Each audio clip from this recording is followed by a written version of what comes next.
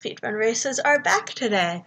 We have two racers at the moment, both of whom you can see on stream, and I am just about to give the announcement to go ahead.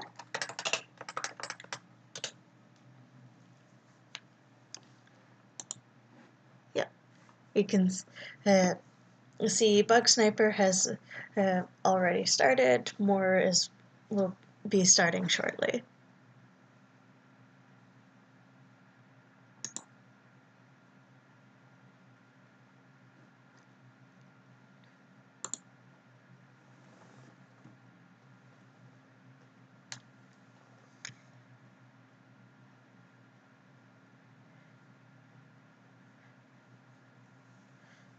You see Bug Sniper on the usual core hover strategy, except the early flight unit is nice.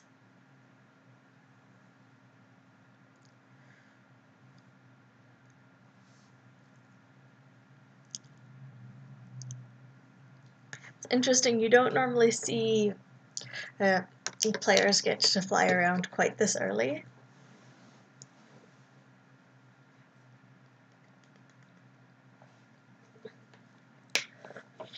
Usually core hover winds up being required for at least -10.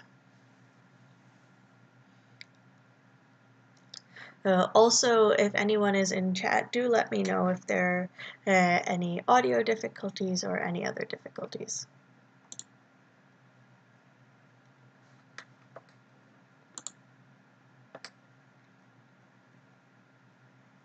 Bug Sniper has already made it to -9.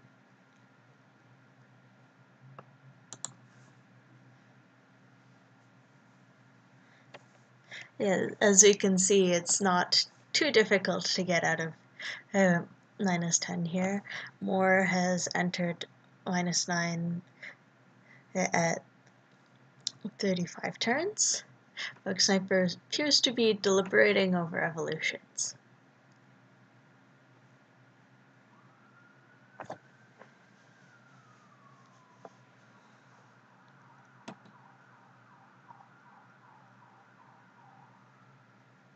But has entered same time.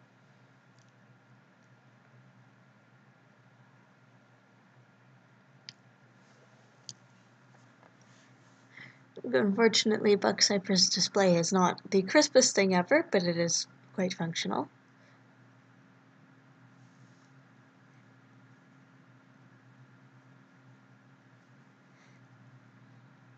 We see more exiting -9 for -8 at 87 turns. Notably, though, Moore did not find the flight unit, which is interesting, because that will be a turn disadvantage until she finds other, possibly better, but possibly just the same flight.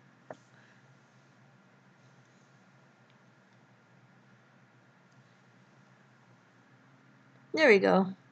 The flight unit. Oh, the flight unit's in inventory. I see, not equipped.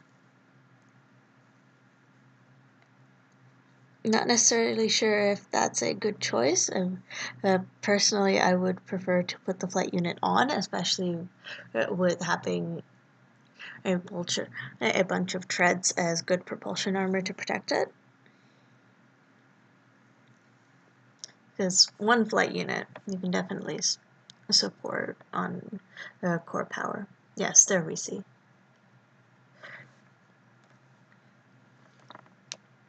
And yes, it takes a turn to equip that, but given that core hover is 50 time units per move, and even basic flight is 40, that gets paid back pretty fast in exploring.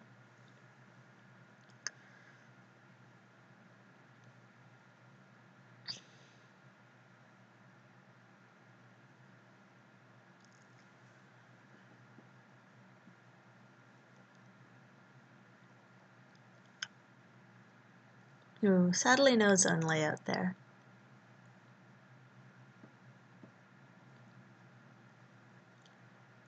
But Bug Sniper is gathering some melee analysis suites.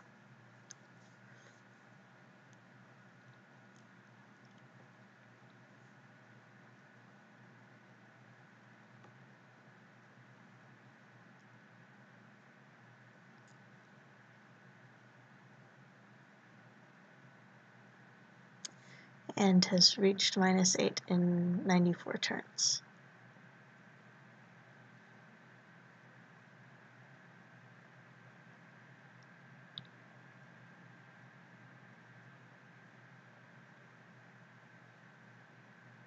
Ooh, I wonder if that exit is caves.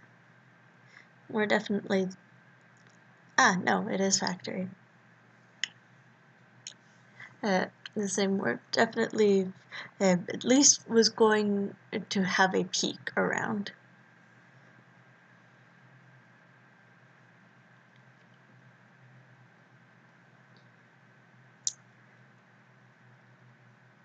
Oh, nice. Looks like the beast didn't even notice Moore's presence.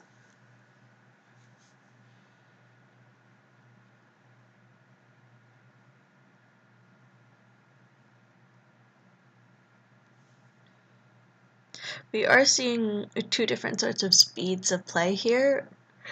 Moore's typically a very fast-moving player, as we see, where Bug Sniper is going quite a bit slower in real time, but for this that doesn't matter. We only care about turn count.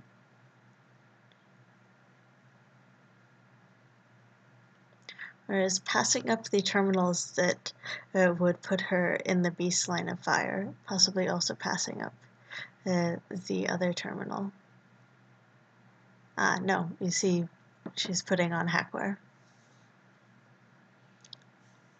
And got the exit locations, nice.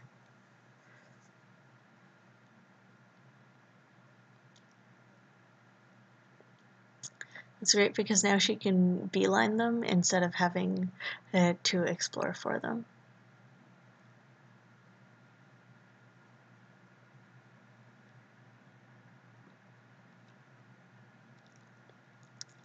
Also, she is carrying a sensor array, she's not using it, presumably either waiting for a signal interpreter or in for some situation where sensors would actually change her pathing decisions.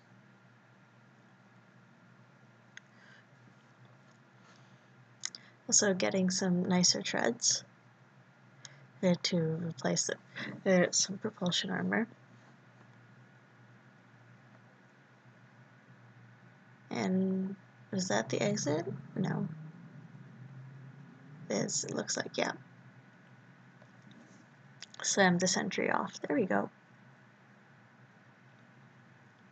Whereas reached -5 in 319 turns.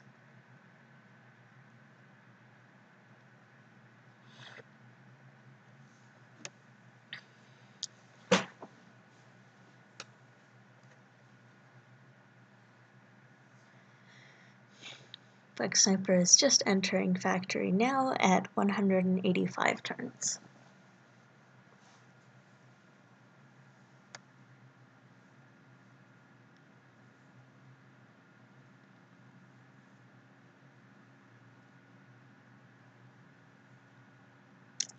Oh nice, Moore's found some heavy treads and made use of them as propulsion armor.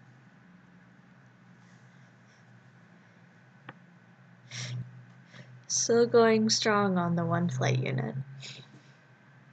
It's yet to find... Oh, there we go. Prototype flight is the blue blinking propulsion there. Cool VTOL, nice.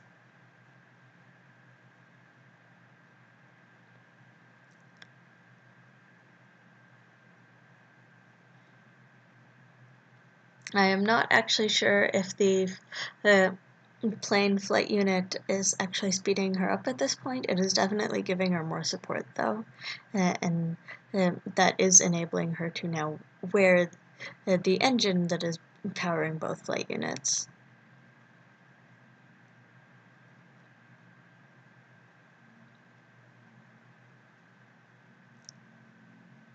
And on to -4, nice and quick. 392 turns. That is a very good time for entering the last factory floor.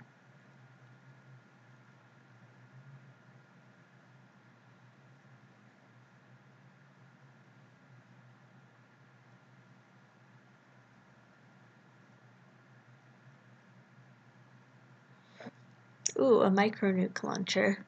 That might be useful later. Or has chosen not to take it, though.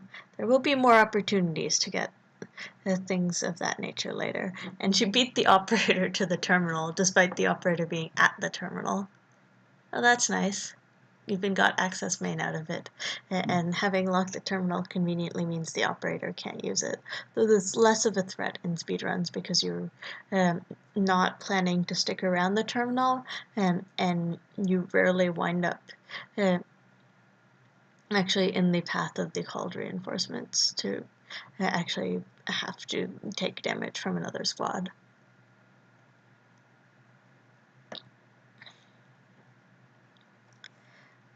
Bug Sniper has killed a hauler, which appears to have been carrying mostly treads, but there is a potentially interesting prototype launcher there.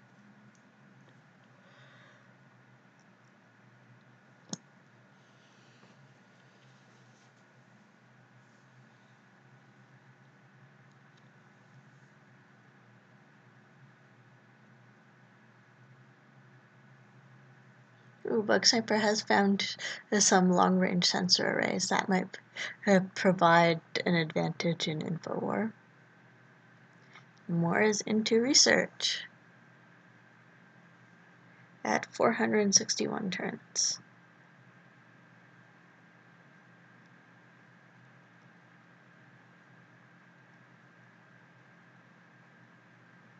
Yep, Bug Sniper has chosen to take one of the sensor arrays. Personally, I would have taken the second one over melee analysis suite, but not sure what he wants to use the melee analysis suites for, because, I mean, you can't miss walls, and though they may increase damage, in which case that would make sense for more reliable digging.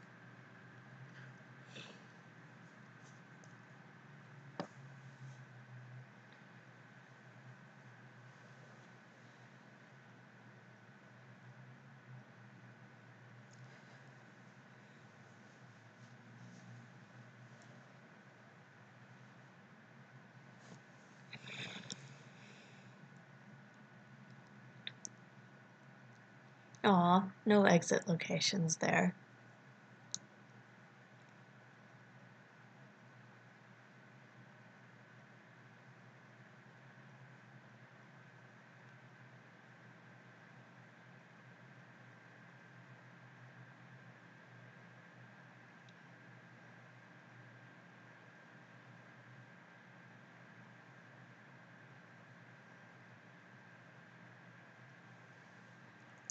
Ooh, Bug Sniper is running low on energy, particularly energy negative, with 2 flight units and the sensor array and the weight redistribution system, which is quite an energy hog.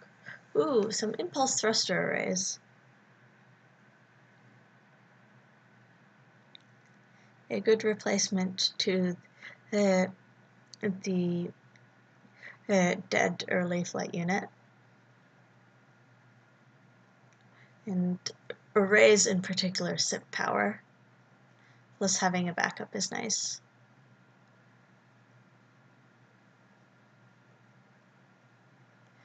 Hey, Chew Trap. Yeah, also Moore is a really fast player, to be honest.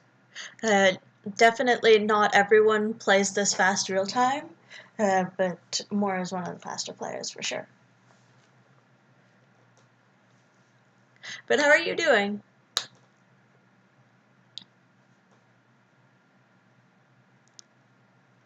Ooh, a jump into the exit, and it does turn out to be a main exit.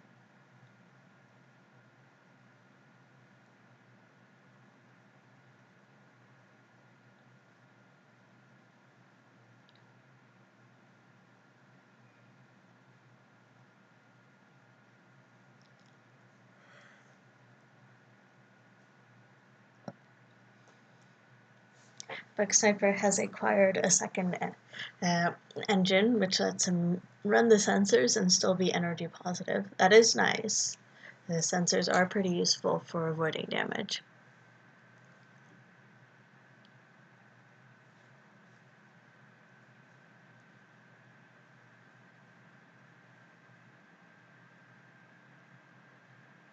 Yep. And because he does have a signal interpreter, he does actually get exit IDs. Moore has not found one of those yet. He's not found one and taken it. Ooh, advanced hacking suite. That will be nice for finding exits.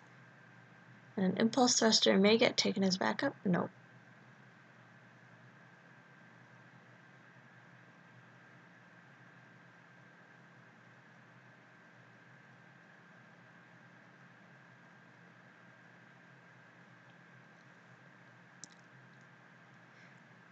Ooh, yes, like quantum reactor. We've seen Moore pass up a lot of other high-tier reactors, not because they don't provide a bunch of power, but because they're heavy.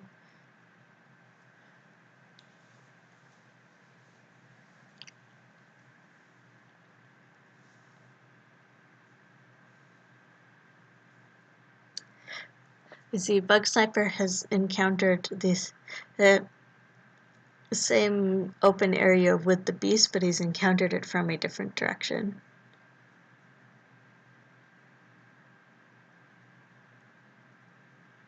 And Moore now knows where the quarantine exits are. She may well choose to take one, simply because quarantine is one of those branches with a very predictable exit location.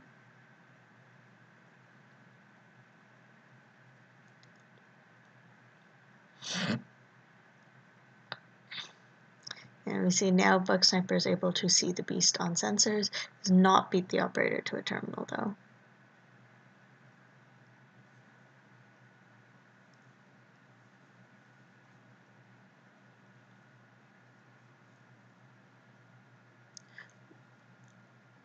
Moore attempted a cut through and it didn't work within the safe limits, so she decided to back out.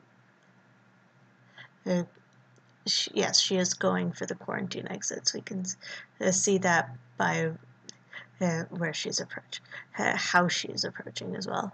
Ooh, Bug Sniper has found a hauler full of cooled cesium ion thrusters. That will be quite the speed boost.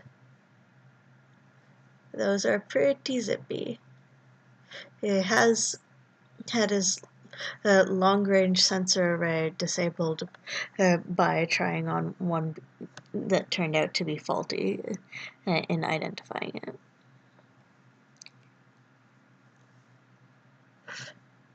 it. For flight builds, having faulty parts hit and disable your sensors pretty always painful. But in speedruns, that's pretty rare, and you don't see that. And sometimes you want to take that risk because you wanted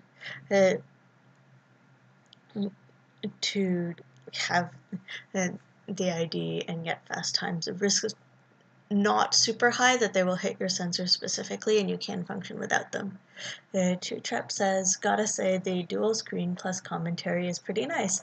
Thank you. I do like having this commentary, and people have said, you know, it's a nice thing to make. Also, I do like this layout. It took work to think through and set up, and I am glad that the work paid off. See, more, yep, in quarantine. Dug around the reinforced walls, not through, because she couldn't cut through, I believe. Replace the dying impulse thruster array? No. Just add another one.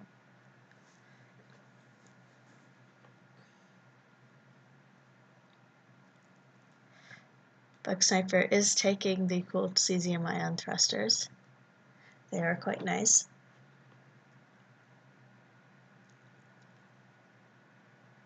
Ooh, what's this that Moore is grabbing? Ooh, alien energy cannon. I think I know what that is.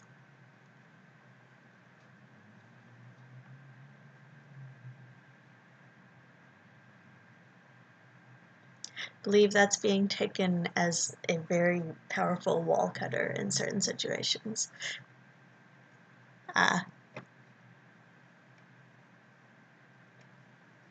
It's not like you really go about fighting enemies much on a speedrun.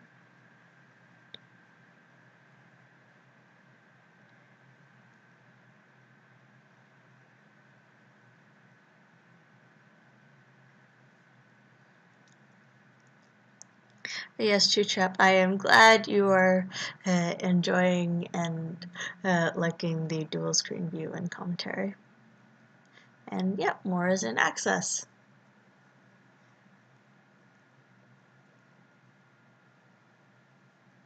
With a very special wall cutter.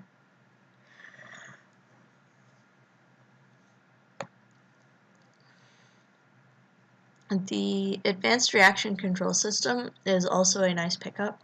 The boost to dodge chance and trap avoid chance is quite good for reducing damage taken. It also increases melee momentum by 1. You can see that she's gotten up to 4 when she's moving in a straight line for a while, which helps with melee damage.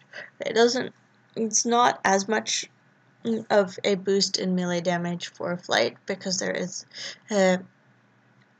a cap to how much damage can be boosted by speed and momentum, and flight having the highest speeds tends to hit that cap at lower momentum. Chewtrap says, plus it's at a decent time for me, the bot living in Europe. Most streams are at like 2 to 4 a.m. Yeah, I can imagine that being the case. A lot of streams are based around US evening times, and those are when Europe is mostly asleep. Though with Cogmind, since we do have players all over the world, we have streams at a variety of times. And this usual time for the speedrun races is particularly set up because we've also had several players in Europe that want to participate, so. Chewtrap says, didn't expect Q, but it was a fast visit. Like you said, one mean door opener. Yeah, so the thing with Q is its exit layout is so predictable that if you've been there enough to know how it generates well, you can get out pretty fast, and especially in the maze that is research, it is often faster in expectation to take the branch and go for that pretty guaranteed quick visit because you know where the exit should be, than to keep wandering around research and possibly have it take much longer because research is a maze to find a main exit. And also because it's not visiting Q for the loot really, it does that does also speed up the time a lot. There's no figuring out how to work around researchers to get particular loot or stuff like that. It's just in and out, really. With Chewtrap says, true, I might be spoiled with exits due to mostly running flight hacking. Yeah, flight hacking is very good at knowing where the exits are quite far in advance because you hack for them. With speedruns, you often don't you generally don't really have the time to deliberately set up hacking. Like, yes, if you see hackware, you probably take it if you have the utility slots. It's pretty good, but you don't actively really set that up. You especially don't have the time to sit around and fab for it. So it relies a lot more on having map sense and knowing the layouts and exploring efficiently, because that's how you can find exits as fast as possible, really. Flight hacking is a lot of fun, though, and it's definitely a good build. It's just it uses sort of a different play style and different skills of play and exit location than speedrunning does.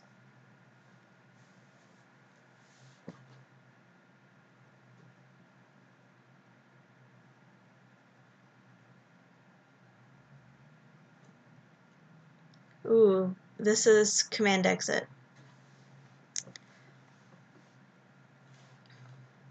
That is what Moore just backed away from. And she got machine index. That's really nice. Not only does it give all sorts of terminal locations to hack, but one of those terminals will be the hacker's entrance to the surface exit. And so if you check all the terminals in some efficient order, you will find it. 3 of them that are super nearby are also the terminals for the command exit.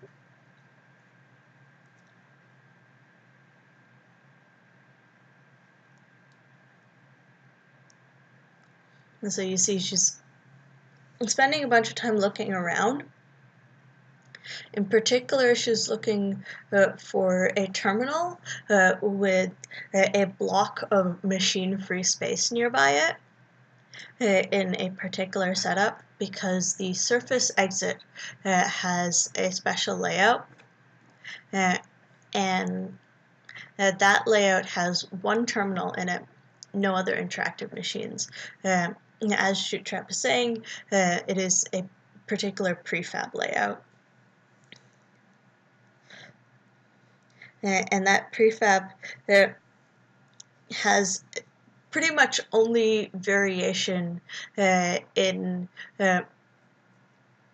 rotating it and possibly reflecting it, and that's it. Ooh, Moore's chosen to do a long dig, but got out safely.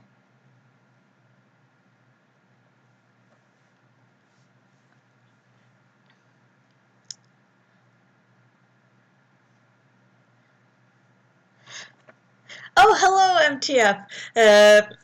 This is a custom UI layout specifically to be able to show 2 streamers at once racing on the same seed. What's actually happening is each streamer is streaming individually, and I am downloading both of those and restreaming them in this layout. But yeah, this is not built into the Cogmind UI. This is a layout that I specifically set up for speedrun racing purposes, to be able to show 2 streamers at once and have a good view of what they're actually doing. The MTF says, "It looks amazing, man." Thank you so much. Yeah, it did take a lot of work. Also, I did do it deliberately in RexPaint, which shares the same underlying rendering system as Cogmind. This is why it looks like it could be part of the Cogmind UI.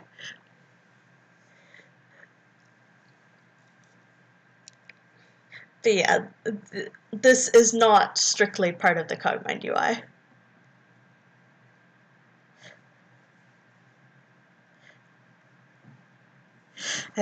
MTS says, "Lol, wow, Kizrati would be proud." He's seen it, actually.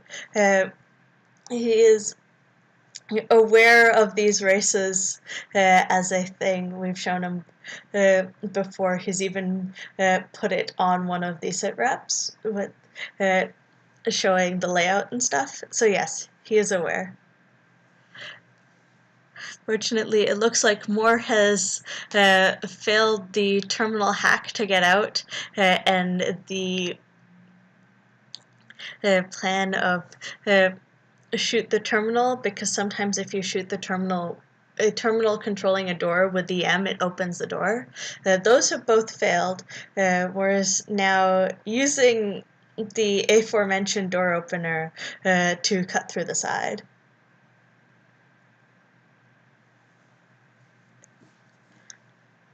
Still has a lot of core integrity left. This is a great place to use it.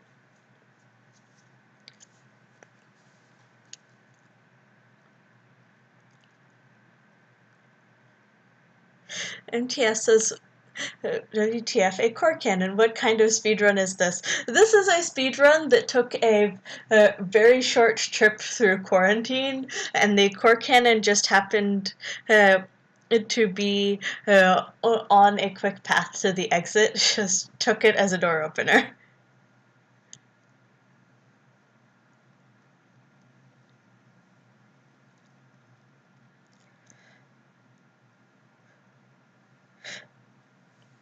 Yes, definitely. Thank you for joining us, MTF. It is always nice to have more viewers and to see people enjoying the stream.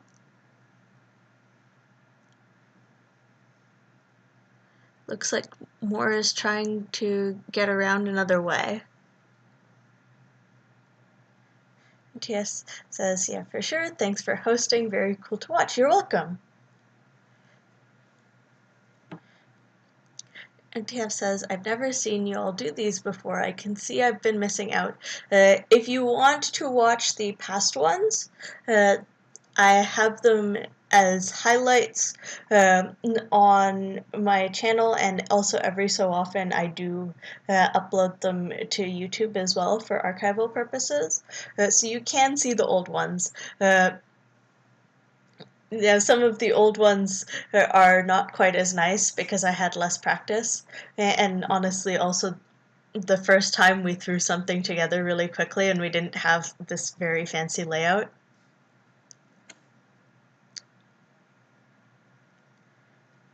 But yes, they are all archived if you do want to see them. We've done a fair number of different seeds now. We do a different seed every time, just for the sake of having it be a fair race every time. Ah yes, core cannon cut through all 4 layers of door at once. That's nice. And also through the access shell. Moore is out. I don't think I caught the turn count exactly. I will ask her for it. Ah.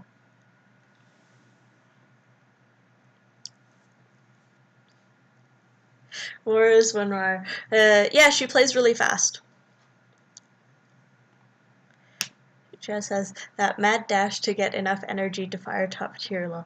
Oh, I see. She didn't have enough energy to refire the core cannon. That makes sense. That explains why she was going around for a while.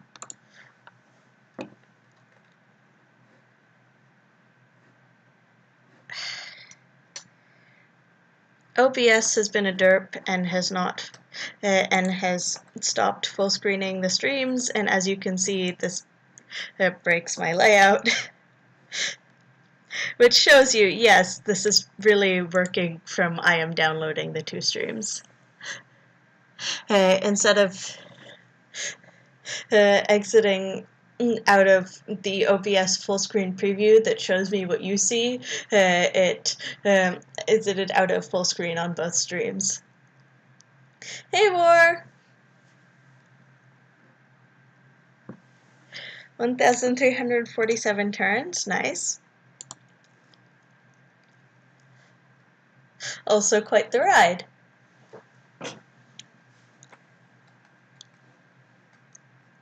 I will put that on the time to beat.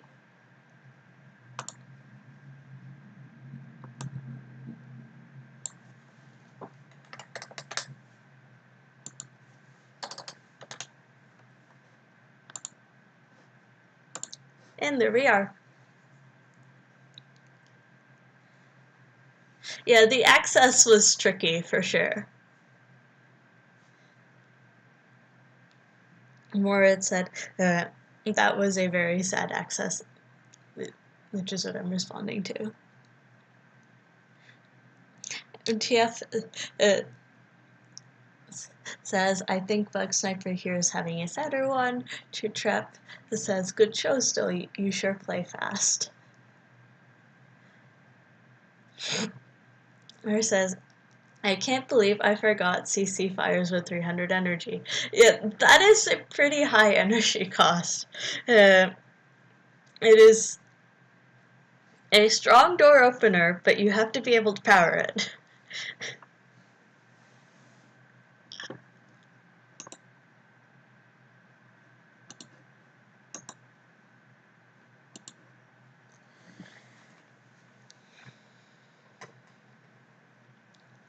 Moore says that was actually pretty slow for me, Shoot Trap, at least in the first half.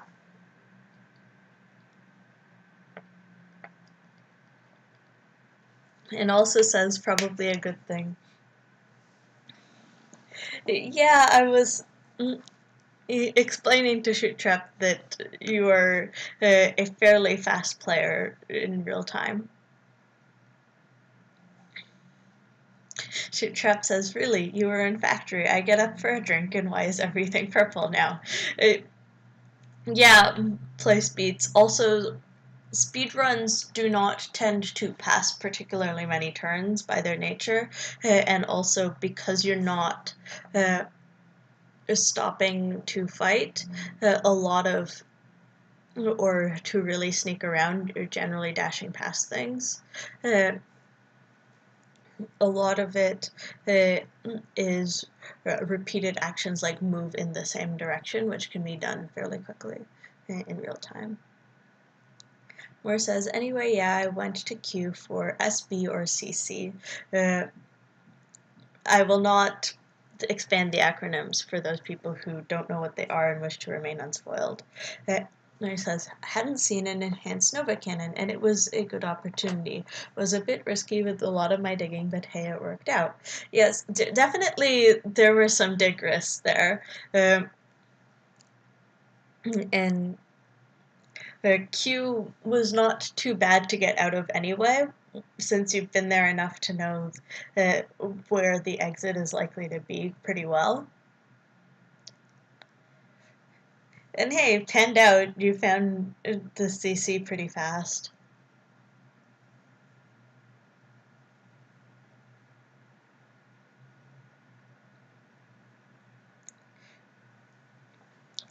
Shoot Trap says, yeah, a single stasis trap can tank your score pretty bad. Yeah, especially wind speed bonus. The fewer turns you have passed, the more each turn matters to it. So, especially with speedruns where you're trying to pass as few turns as possible, not just in the sense of having a good speedrun or winning the race, but also score. I believe it's a hyperbolic setup where it's like some constant over your turns passed as your win speed bonus. But I'm not sure, don't quote me on that.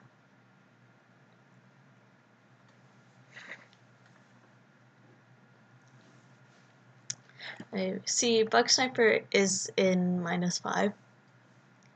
Actually, at this point, since we will be going for a little while longer on Bug Snipers, I may put them on full screen. Give me a moment to do that.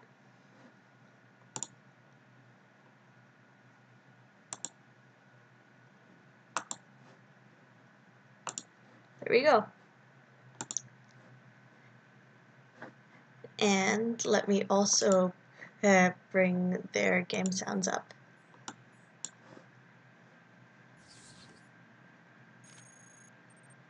Moore says, yeah, Shoot Trap, I think my fastest real-time on score shoot was 18 minutes, apparently.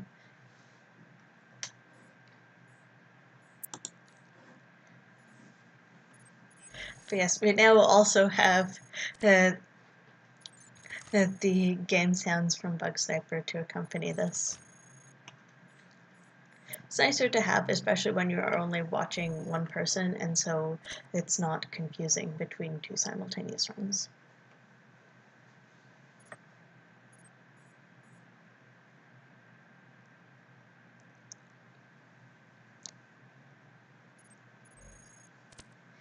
And yes, more set up with specifically looking for a door opener in queue does also make sense.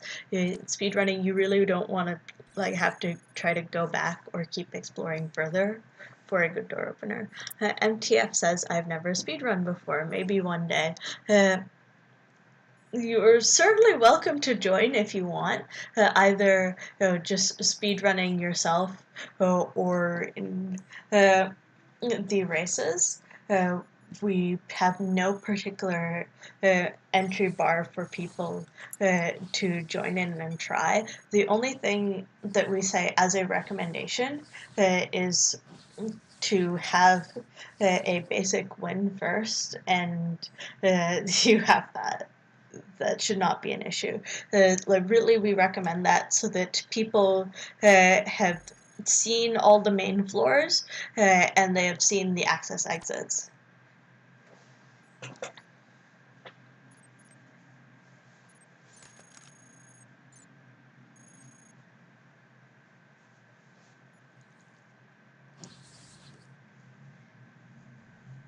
But yes, you are totally welcome to speedrun at any point, whether that's by yourself or in the races. We have so far been at least trying to have them every week around this time, so like North American Sunday afternoons.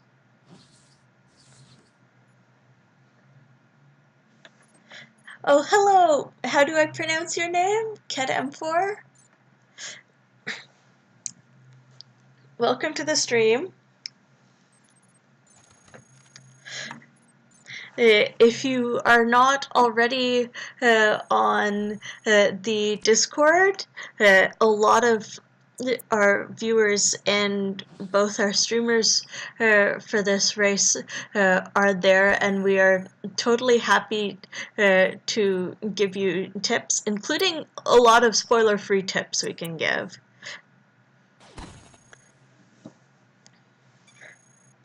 So you are totally welcome to hang out there, ask for advice, and so forth. We have also had people post screenshots of runs in progress or even stream runs in part to get advice. They also often because they enjoy streaming and they find it fun to interact with the community that way, but it is totally welcome to stream and seek advice. We've had people do that with fairly early in their learning process. We even had someone stream their first ever run in Cogmind, so.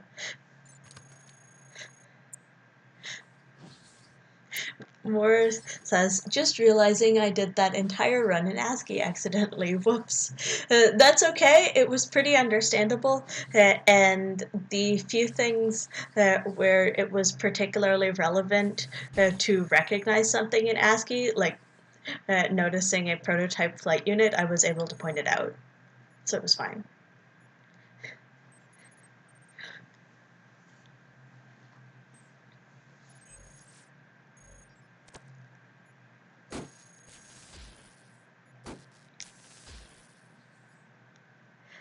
Yes, KedM4, feel free to ask for advice or tips in here or in the Discord. We do have obviously some experienced players watching.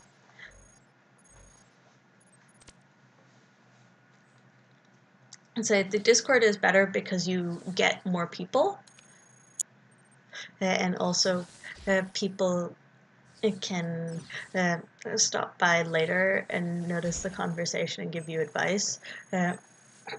Though with the player base and the number of experienced players on the Discord, generally 24/7 we have people who are at least capable of getting basic wins fairly reliably, and then still the majority of the time we have people who have seen beyond that into like extended game and stuff, or though you're probably not worrying about extended game, advanced strategies and different builds and so forth.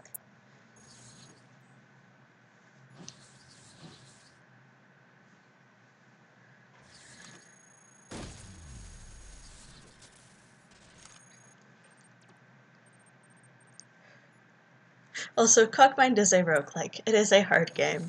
It is totally fine to want help for advice or to spend a lot of time learning the game.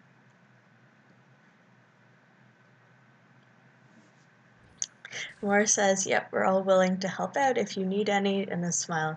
Yeah, the Cogmind community is a very friendly place.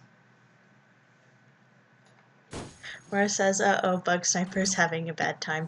Yeah, he is. He was overweight for a little while, too. And he's on hover instead of flight.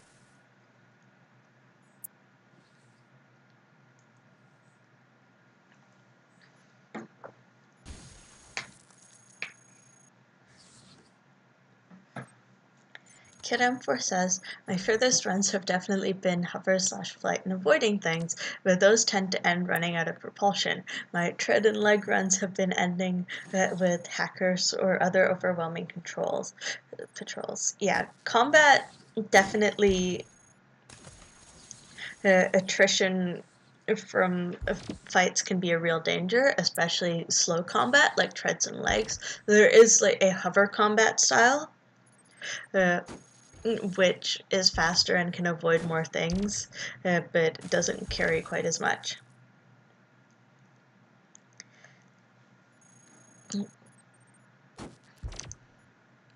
Shoot Trap says, had the same problem when I started. After a while you get a feel of the heat you can take before having to leg it. Moore says, yeah, pretty common experience. Yeah, definitely. As you get more play experience, you will have a better sense of how the complex responds to what you do, and will have a better practical sense of alert mechanics and so forth. Moore also says, hackers can be a pain when you're new because they punish any weaknesses in your build, just like hunters. Yeah, definitely both of those enemy types are made to be, like, you have to think about how you're going to deal with them. And if you can't deal with them, you are going to have a bad time.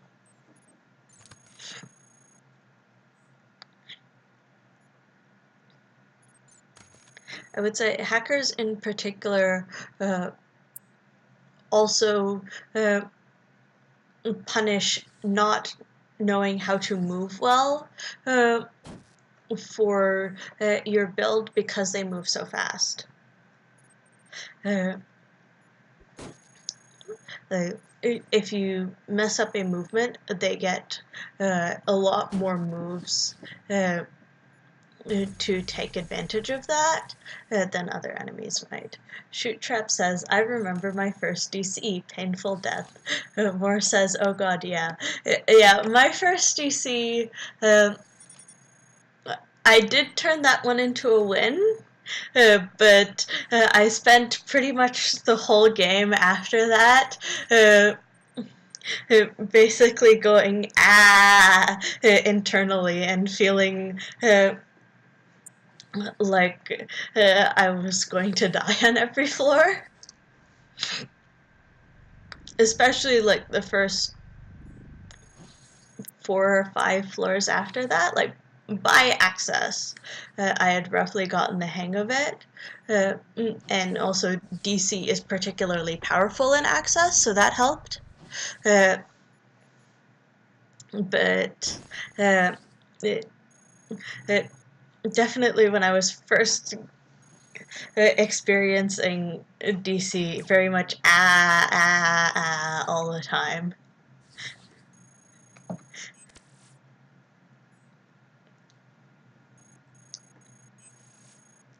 Moore says DC is pretty powerful on every floor if you're using speedrun strats. This is fair. This is pretty correct. The thing is, not only did I not have a lot of map sense to use speedrun strats at the time, I still don't have a very high run count myself. I was not particularly prepared for the kinds of strategies you'd have to use for it. I was on a hacking run at the time, but my initial plan was a much slower, like flight hack and fab things kind of run, and I'd gotten to an opportunity to try DC and had been told to try DC. So I tried it, but as you well know, it's not very compatible with a slow fabber kind of setup. And until I'd not only gotten the hang of the faster setup that you need to use DC well, and gotten a better sense of when do the problems show up, how quickly do I have to pace to get through the level and avoid them kind of thing. It was very scary. Moore says, yeah, it's basically the opposite of a control strategy hack and fab. That must have been fun, ha ha ha. Yeah, pretty much. It did wind up being pretty useful later. Like, by the time I was really like hitting branches in -2, it was really good. I think that was also a time where I triggered the W attack, and so I could fairly leisurely like hang around there and try on drop parts and stuff. I think that was the run for that, and get a nice matter refill, not have to do any fighting myself, pretty much hide behind some of the bots involved in the attack, and then go in the branches. And I not only had a decent time in queue being able to use all the DC info, but that was actually when I went and dipped into S7 for myself, and having DC for that was really nice because it guaranteed that even if I just peaked and didn't actually get any loot out of it, I would learn a lot about the area. So like by that point it was nice, but that point was -2, where I'd already done a lot of the transitioning to a build that can work with DC well. Shoot Trap says, my best time in Q was with W. To this day, it's my only win 3. Yeah, definitely W can be helpful. But it's helpful depending on what you want to do. If W wants to do a very specific thing, if your goals are not compatible with that, W is not helping you. Moore says, yeah, it's super helpful in research. Imagine it helps a lot with W, since you don't have to worry as much about finding exits that way. Yeah, especially if you're willing to take the branches, because the branches often turn up with prefabs that you can see fairly easily with DC. It is quite nice. If you're not so willing to take the branches, it's not as good, especially if you don't yet have a lot of experience with the research maps to figure out more of the layout of the research maze from the info you get. Like, it's still definitely useful without that, but especially with how twisty the research maze is, it becomes a lot better with the experience to figure out more of the maze from the info you get. Like, it's not something where I would expect a player that hasn't been in research before or hasn't been in research more than a couple times to really be able to figure out likely paths on their own. You can figure out, okay, this is probably a big dead zone, but not much more than that. Moore says, yeah, I agree, and also commenting on the run, wow, assault dispatch on a speed run. Shoot Trap says, research really hammers the destroy the walls part of the games.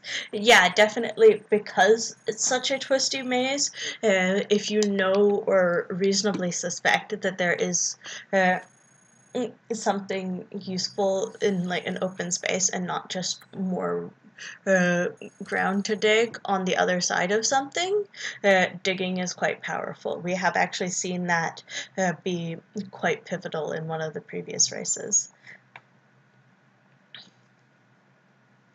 Yeah, Bug Sniper is fighting way more than one wants to on a speedrun. Especially fighting is slow. All weapon swings, whether melee or ranged, are quite slow compared to movement.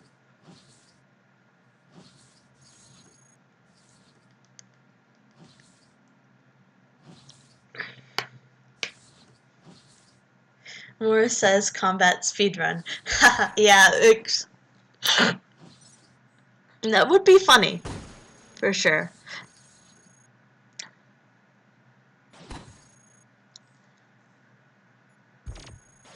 Yeah, I think you'd have to like set some sort of criterion for that, like say like minimum 100 for what's destroyed or something, because otherwise if you just judge by turn count, it's still better to go for the faster turn count and not kill anything.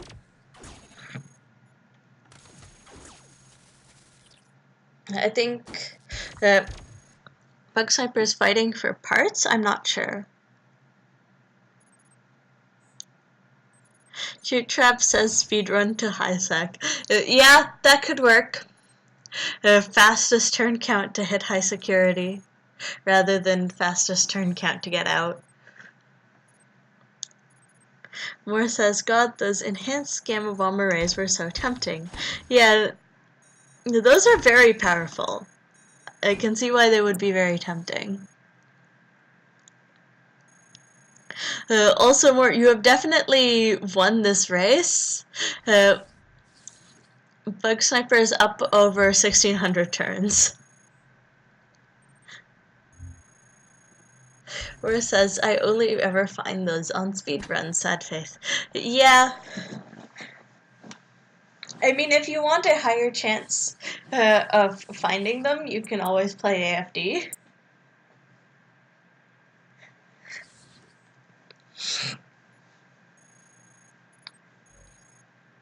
But then you have to play AFD, which is very much a particular combat style.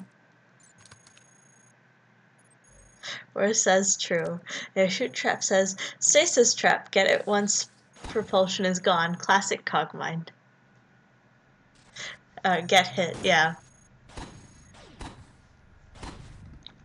Because then you can't use your propulsion to break out of it.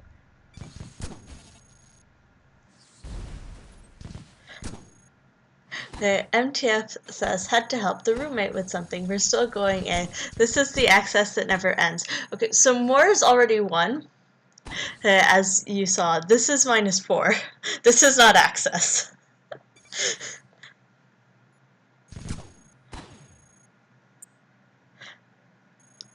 This still has research to go through.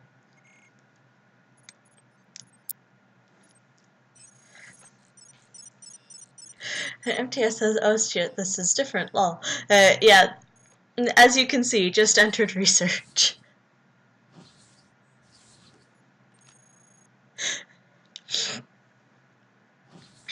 Shoot Trap says on Stasis Traps, yeah, if you got some armor, it's not that bad. Yeah. It's mostly you're taking some hits while you make your way out of there because it takes time. MTF says, I didn't realize he was in F not A. Yeah, the wall colors are pretty similar. It also says, ooh, lucky stairs. More says, wow, that's armory that is 99% armory. I think we are going to find out shortly.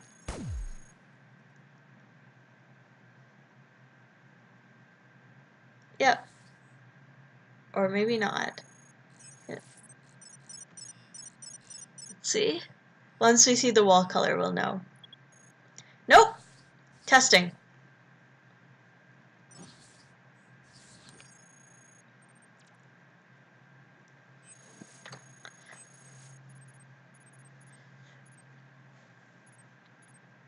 So Bug Sniper is definitely not going to win this race, but may still get a W0 out of this. Especially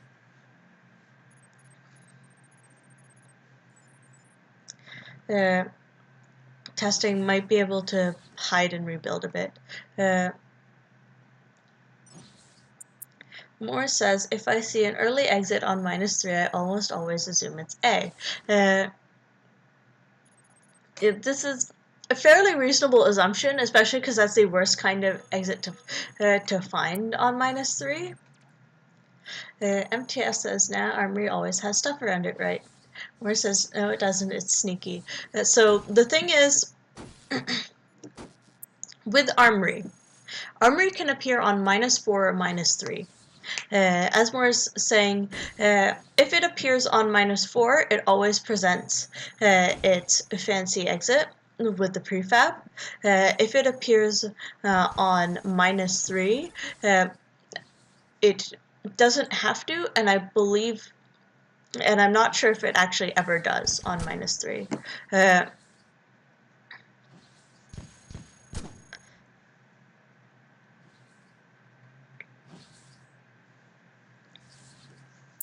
So it is something to watch for on -3 if you don't already know that Armory was on -4.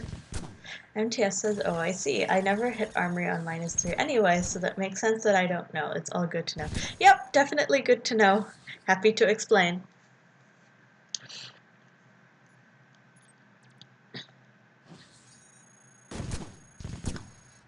Also, particularly in speedruns, you often don't have the world map data to have ruled out its presence because you know for sure that it was somewhere else, kind of thing.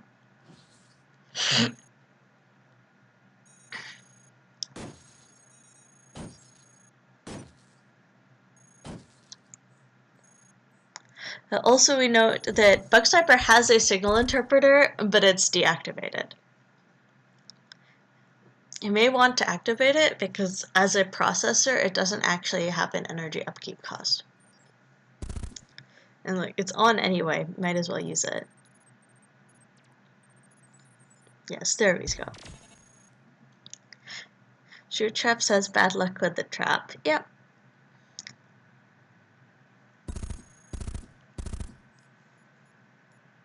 Lots of enemies.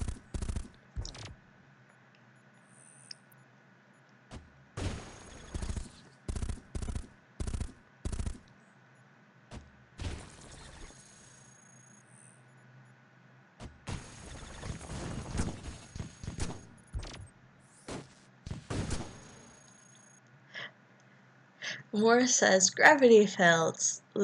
The open mouth surprise face. They are quite possibly gravity flails. There are not that many impact weapon prototypes, especially ones fit to show up in testing.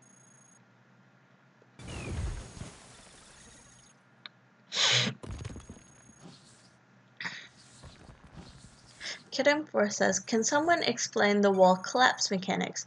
I thought digging one space behind the wall was safe, but I got collapsed on a few days ago trying to tunnel along adjacent to a wall. Yeah, so it's not one space behind the wall strictly. It's what it is that there are certain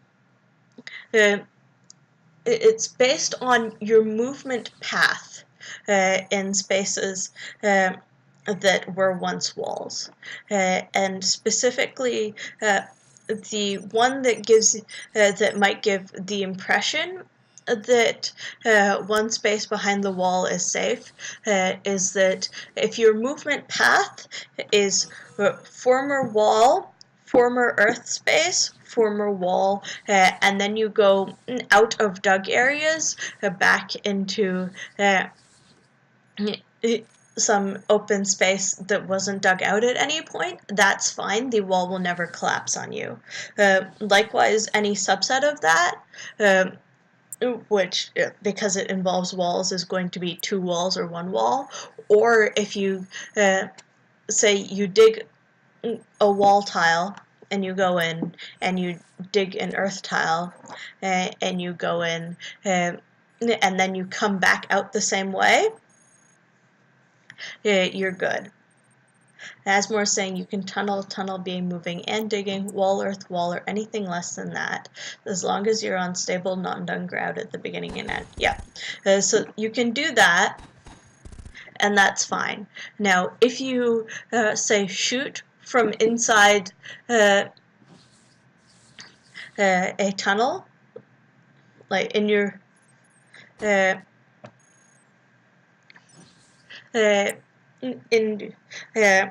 in your digging, it can collapse on you, as MTF is saying. If you can't do like wall, earth, wall, do something else like use a machine and then come back out the same way.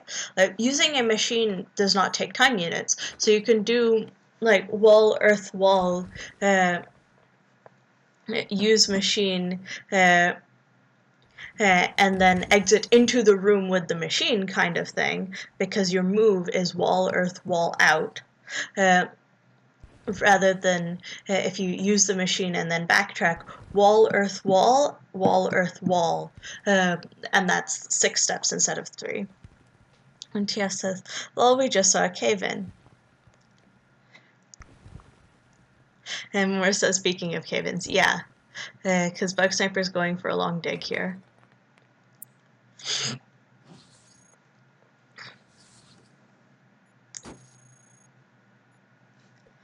So yeah, as long as you like stick to move, dig, and stuff that doesn't take time, like deactivating parts and stuff, you should be good. And you stick to that length. So the reason, tunnel 1 space behind the wall doesn't work is that the path is too long.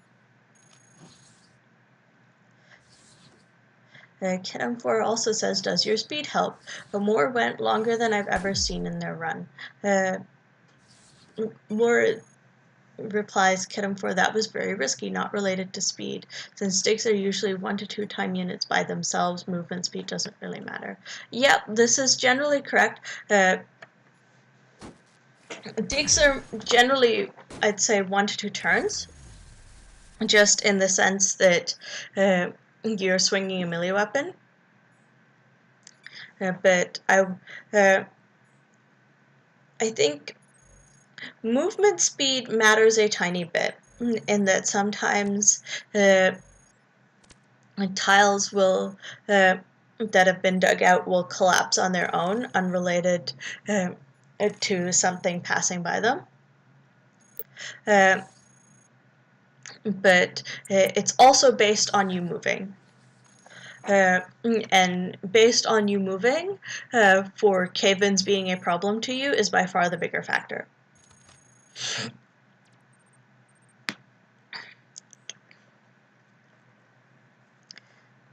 Kidum4 says, so there's some risk of collapse just as time elapses, or is that increased by your presence in the tile?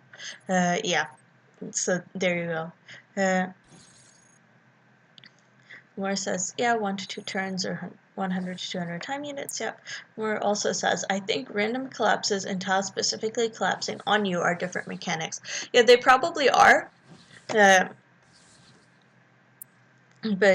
it was more just mentioning that random collapses based on time do exist as well.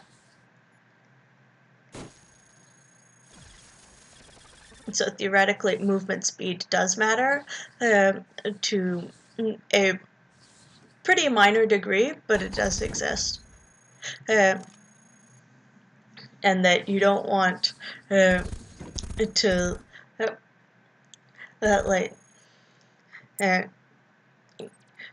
go, say, in an area that was already dug out by a launcher and just like wait for a bunch of time in there.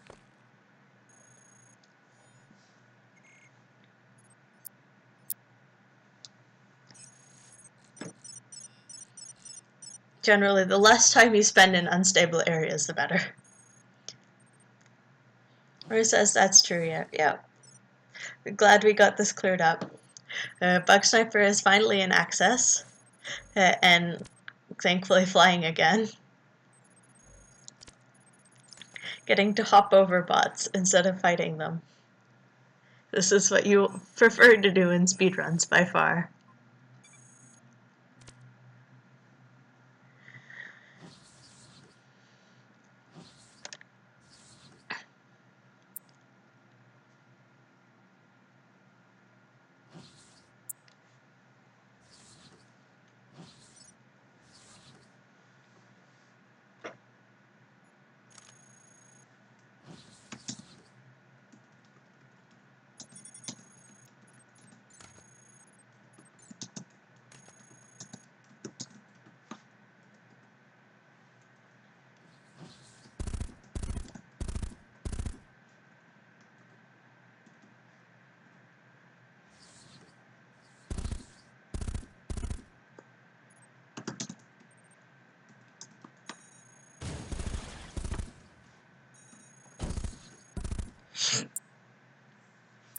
Moore says, funny that both our builds look pretty similar by the end. Yeah. Also for people here, we are arranging in the Discord to see if we're going to do another race today. We have 2 takers for another race so far. Once Bug Sniper is done, we will see if they're up for another one.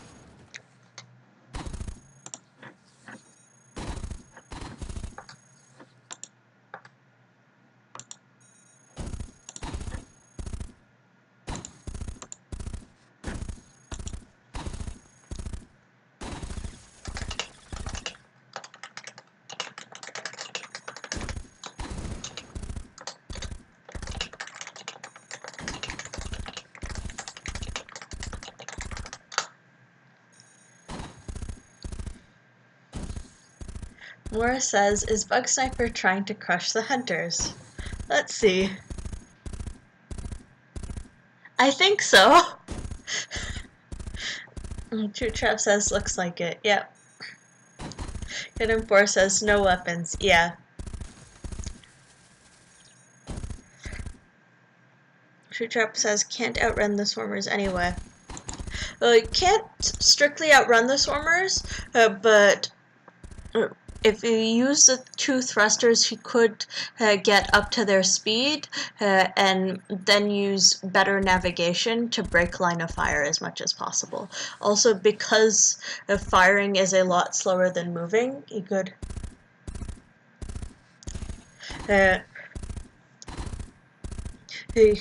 like use every one of their shots to get quite a few moves.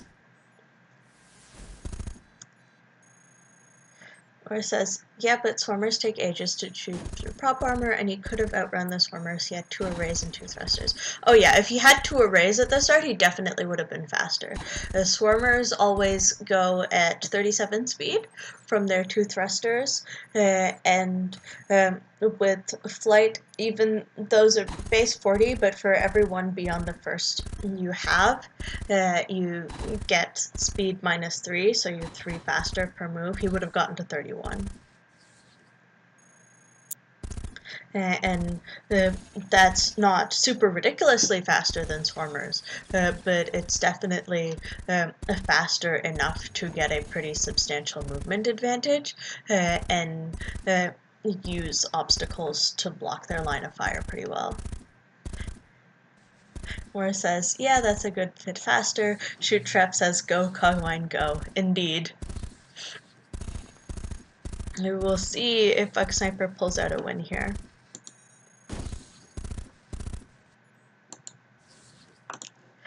Since we do have 2 takers for a second race, I am working on getting a seed for that.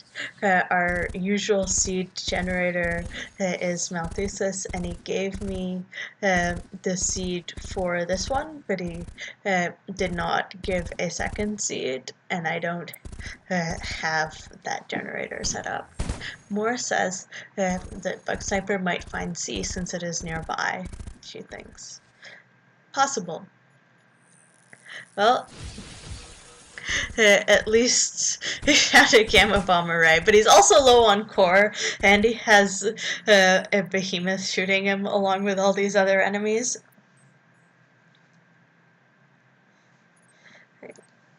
It says, but this seems unlikely. With the behemoth view and him standing and fighting, he's dead. Yeah, I'd say if he used obstacles to block line of fire really well, he might live, but even then he's at pretty low core. It's standing and fighting against a behemoth is not going to happen. At least the drones are distraction armor. But still, he needs to run. He's at 22 core out of the 1600 that you start with in Access. Nope, down. Down at the 2,329 turns. Yeah, and as you can see, he's gone offline for now. Shoot Chef says, oh no. Kiddo Force says, very sad. Yep. I will take him off full screen for the moment.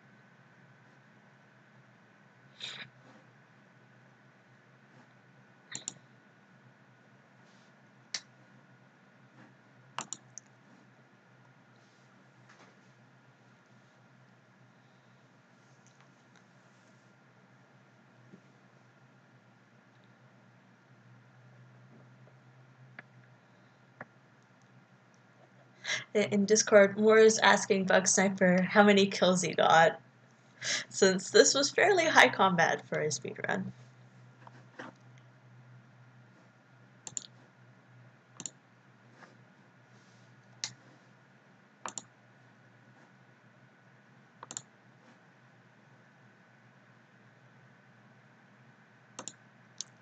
Bug Sniper says I got about 15 kills. It is not actually a lot of kills, just a lot of fighting through things.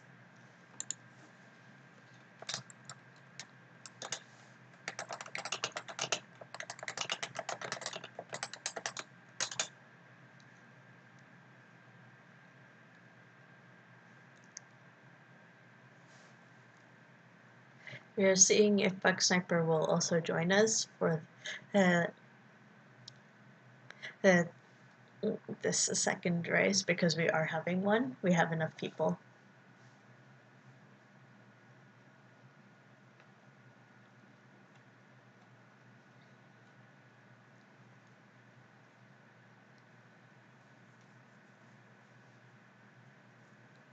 Bug Sniper says, I killed some neutrals in the beginning for engines, and then haulers for more parts.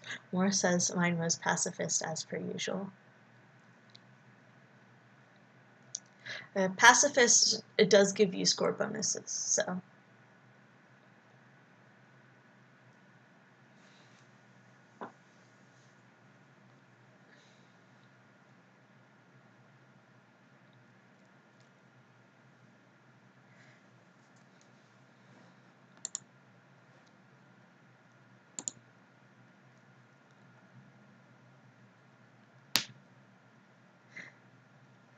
MTF says, can I suggest a seed? Kisrati's secret sauce.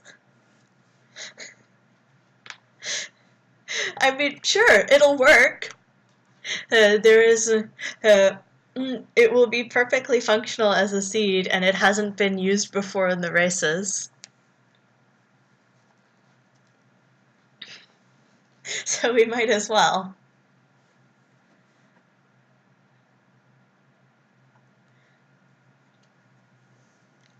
MTF, if you want to join this one, you are perfectly welcome to. What we tend to do for if we have more than 2 people is only 2 people are shown streaming, but people, whether streaming or not, can also post their floor-by-floor updates in the Discord, just the Cogmind channel, so that I can read them out as people update, and so we can keep track of more than 2 racers going on the same seed. We just didn't use that for this run because both the racers were also streaming, so you could see it directly.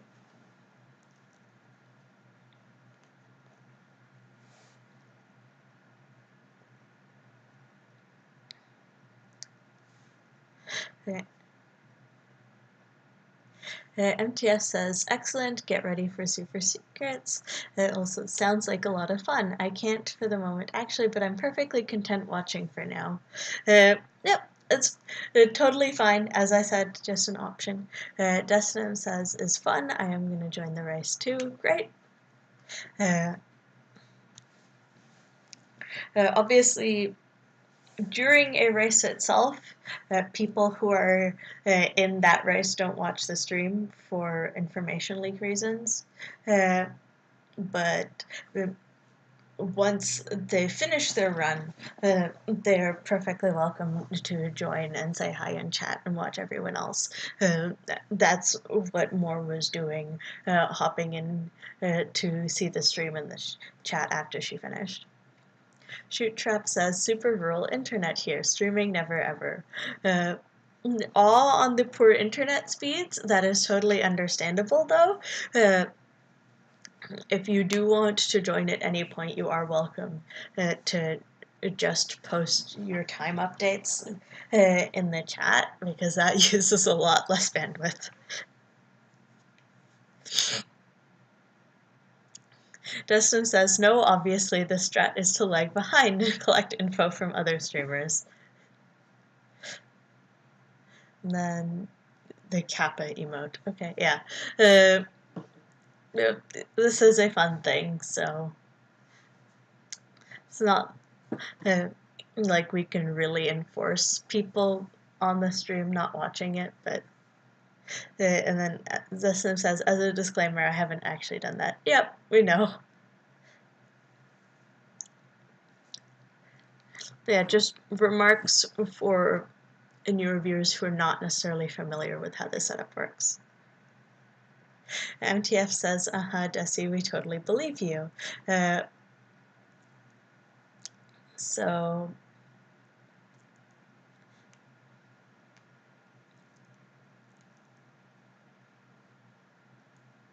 I'm looking at the Cogmind chat. Yes, lots of chat about a strategy for later floors and when to fight versus when to just fight past.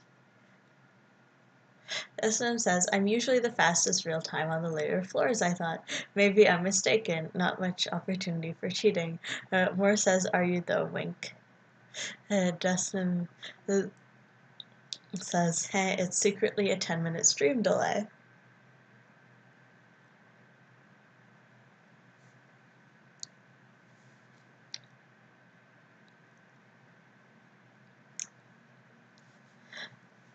I am not yet sure if Bug Sniper is going to join for an additional race. Let's see.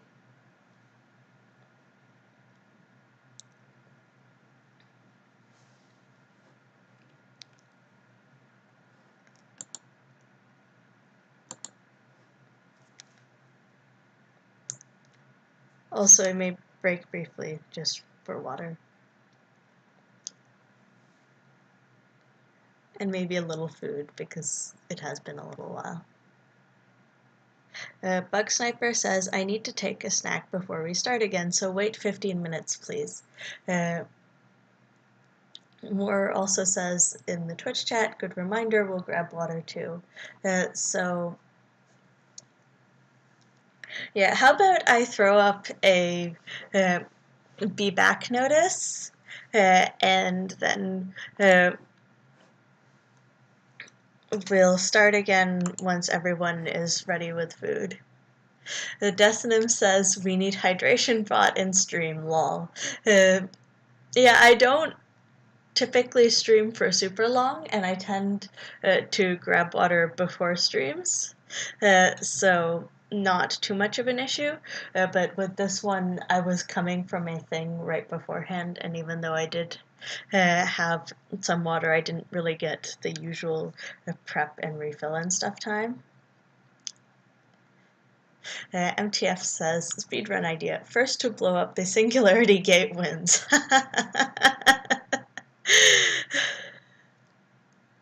I assume this is some very extended thing.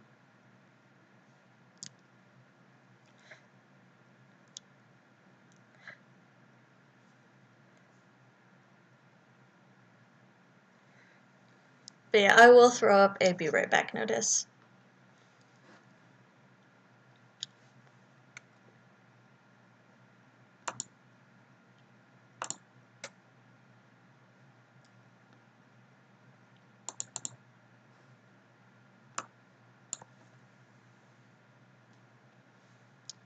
NTS says, very, very extended, but technically could be speedrun lol. Destiny says, I mean true, but the problem is more luck-based.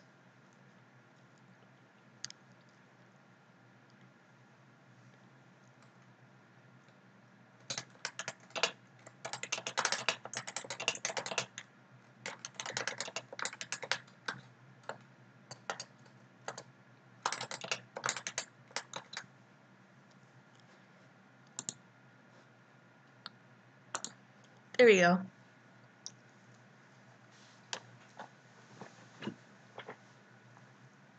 It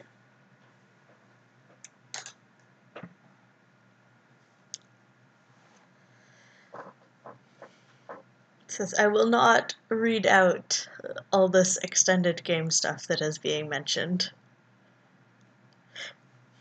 If you want to see it, you are welcome to do so in the Twitch chat. Though that doesn't really get exported out to YouTube. But yes, I will be right back.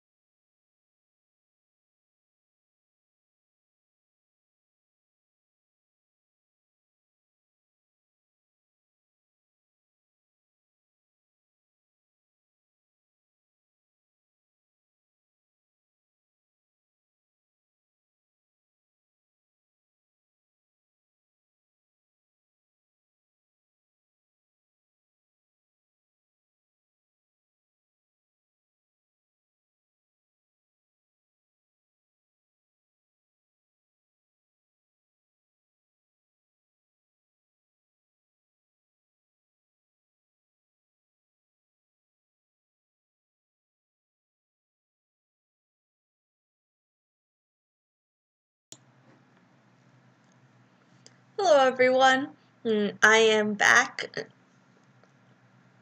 with more water and more food. Hey, more.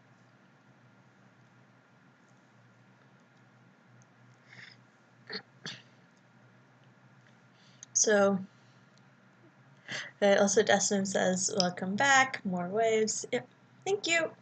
Bug Sniper appears to have just returned, so we will sort out who is streaming for the next race. But also, for those of you who are potentially worried about reading chat because of the various extended stuff that was mentioned, MTF has said zipping mouth now, zipper. So the chat should be safe now, especially if you are reloading it so you won't see the back chat.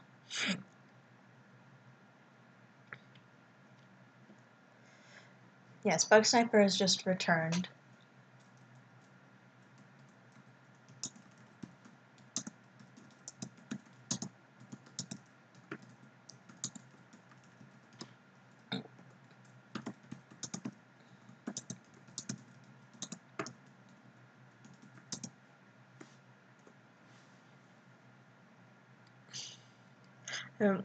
While our racers sort out who wants to stream, I am fetching MTF's seed suggestion out of the chat.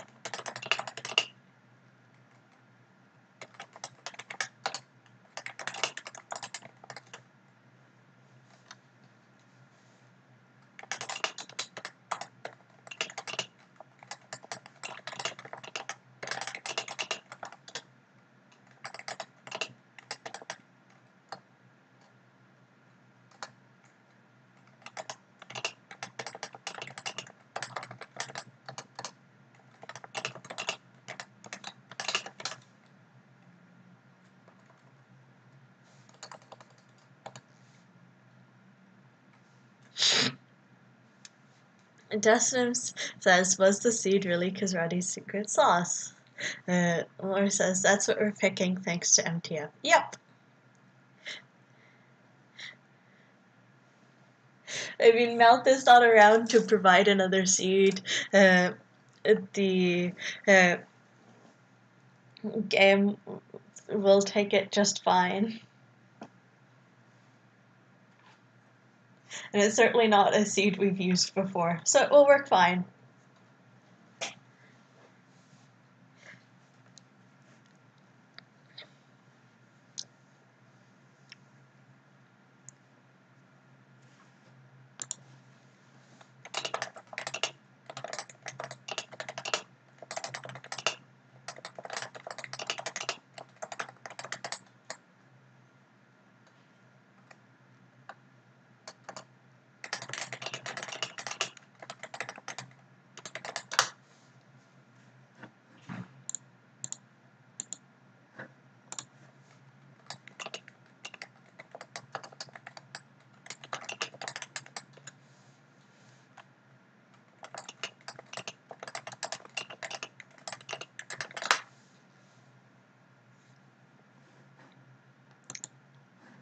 For those not in the Discord, yeah, we're just sorting out who is streaming and who is not. We definitely have 3 people for this race.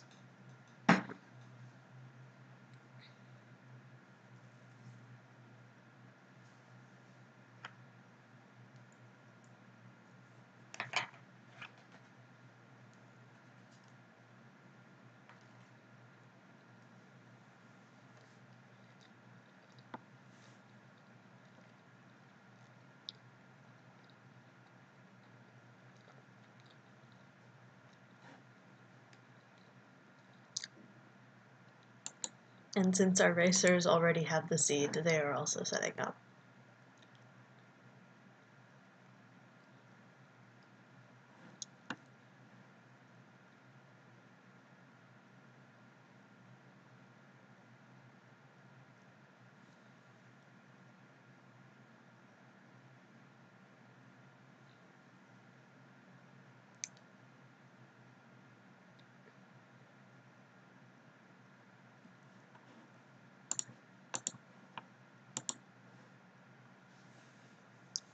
Right. Who is streaming has been settled, so I will just set up for that.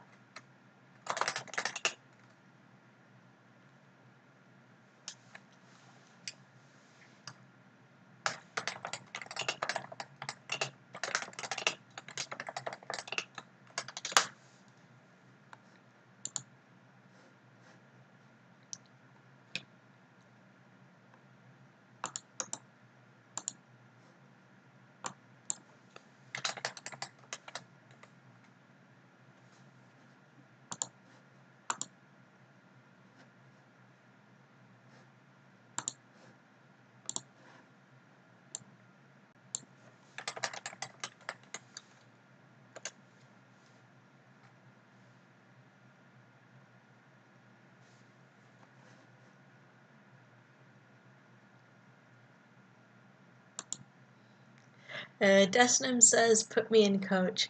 Yeah, your stream is hooked up already, so whenever you are online, it will trigger.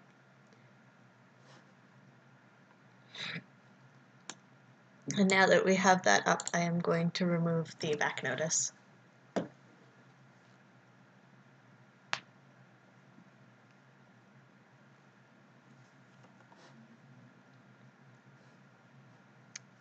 As you can see, Moore has swapped out and Decim has swapped in. Decim asks, are we starting? And we are starting.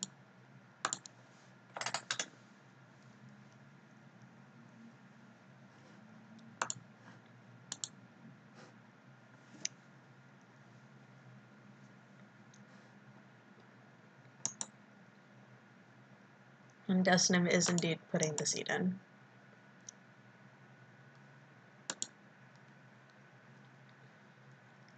Bug Sniper has already started.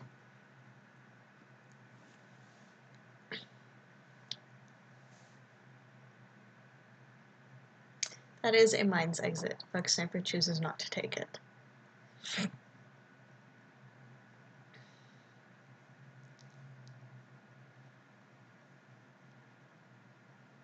That is a storage cache, which is great to find most of the time when you're not speedrunning. Ooh, early flight unit again. That's nice.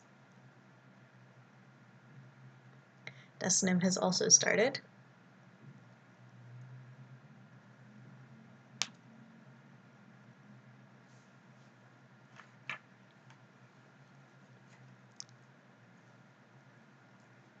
Ooh, Desnim is taking the mine's exit. Ah, no, going around.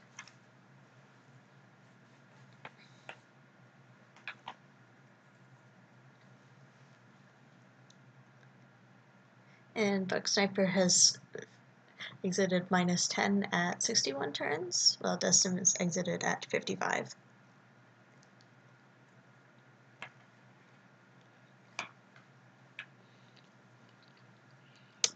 Oh no, Bug Sniper took 81 turns.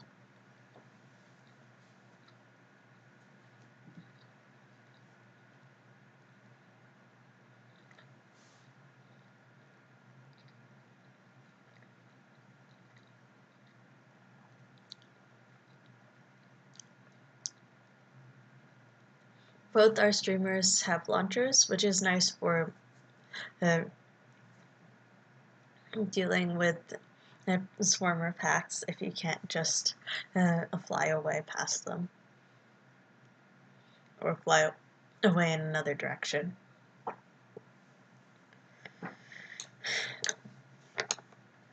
Desnim is at -8, 102 turns. Sorry, hiccups.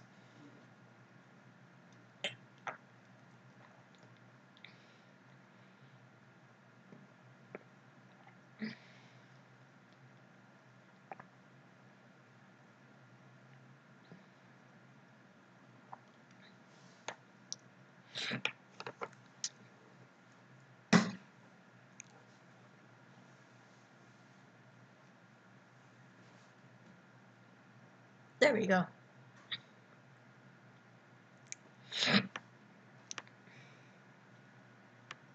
Destinum is currently further along and faster, but did not get the flight bonus for a time.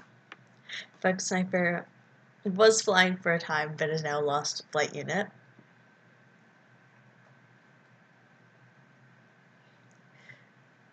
Blowing up haulers for more parts.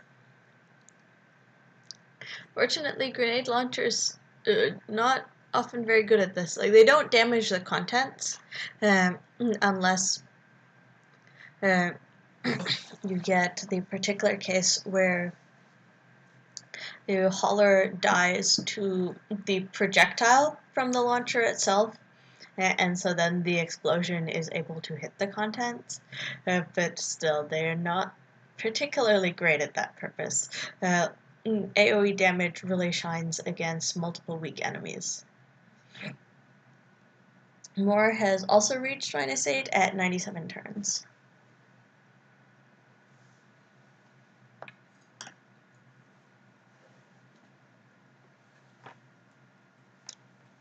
Destinum has reached -7 at 191 turns.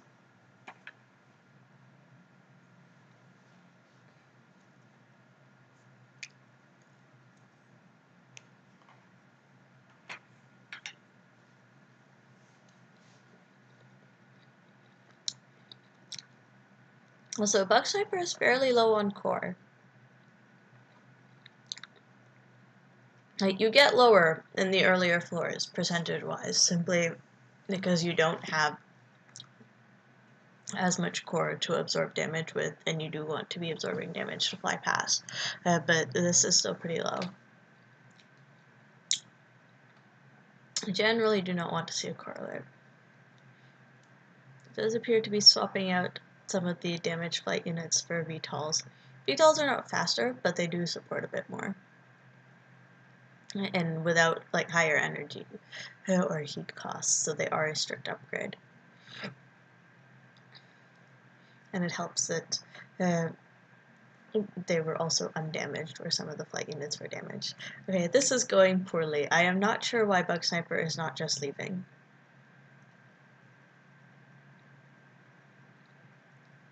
Destinum has reached -6 at 254 turns. Did Bug Sniper just die? I am not sure.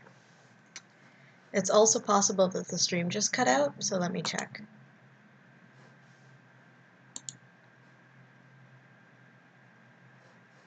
And it booted me out of the stream's info screen again. This is a pain. So Bug Sniper's stream has gone down, like it still says live, but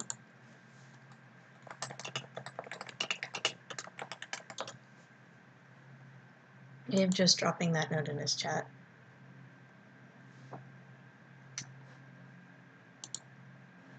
Yeah, he says he killed himself on the swimmers.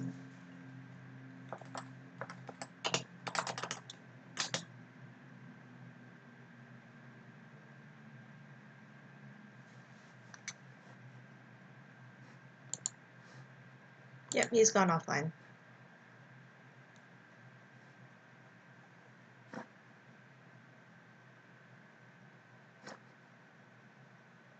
And yeah, has posted a score sheet.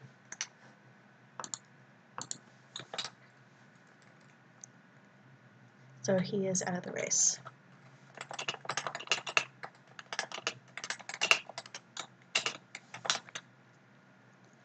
Since he's out of the race so early, we may actually swap more back in, because we do have another person.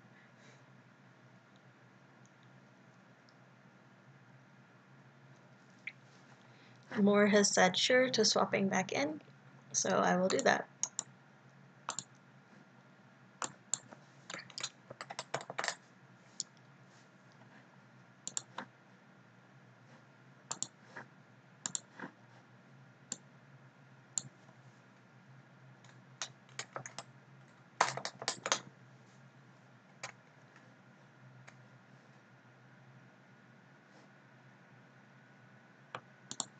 And there we go.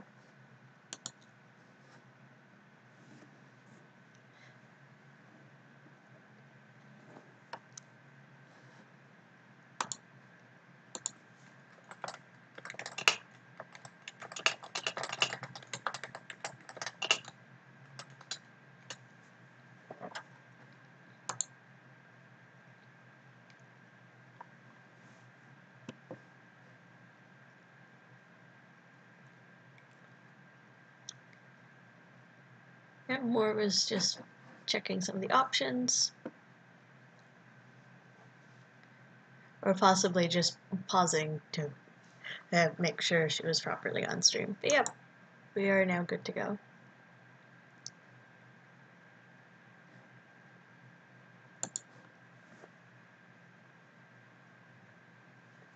See, Moore is in -7 currently.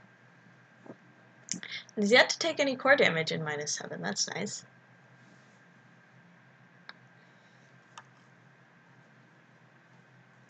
Two little flight units and a bit of hackware. Covered by lots and lots of propulsion armor and 2 weapons that are going unused.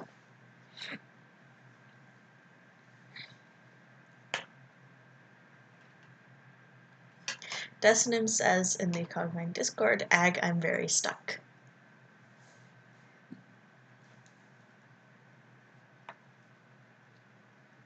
I am not quite sure why he is very stuck. Possibly difficulty with finding an exit location, or is he in a stasis trap?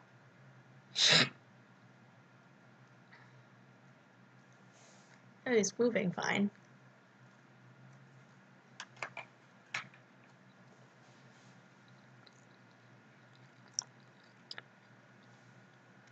That was almost a completely full terminal. Was just missing a Y. Hey Xylan, how are you?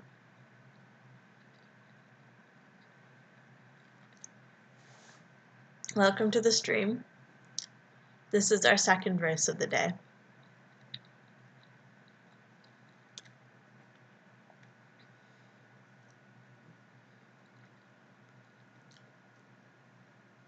Desynim has found an exit, a factory exit too. Xylan says, "I'm good, just got home." That's good. Do enjoy the stream. Nice to enjoy from the comforts of home. Ooh, or just had a cave-in behind them? Yeah, looks like behind them. But partly on them, and lost a flight unit, had to ditch the engine. Believe that was a just barely unsafe tunnel. 2 earth tiles in between the walls. I might be mistaken though. That was from trying to read the tile counts quickly.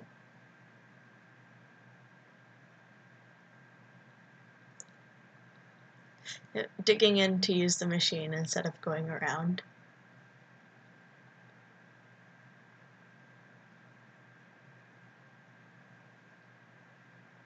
Was going for branch access, didn't get it. Oh, that's an exit though, that's convenient. That's almost certainly a factory exit. You know, because enemies come out of it, and enemies sent by the complex can only come from complex controlled exits, which the caves are not. Desynim has reached -4 at 619 turns.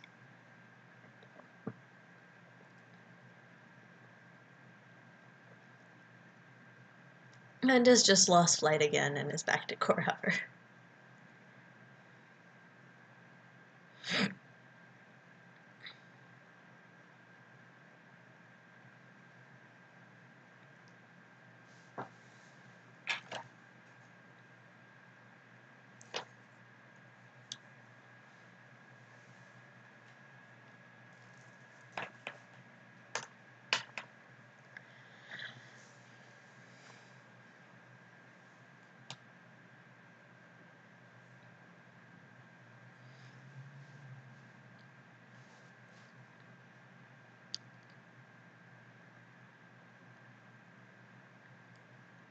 or is going well on just the one flight unit.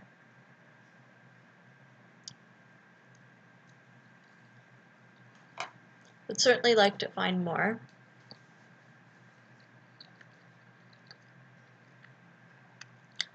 And the enhanced optical array is doing work in spotting enemies in hallways before they spot her. That one, as we saw from Desinum factory exit, also confirmed by the enemies coming out of it.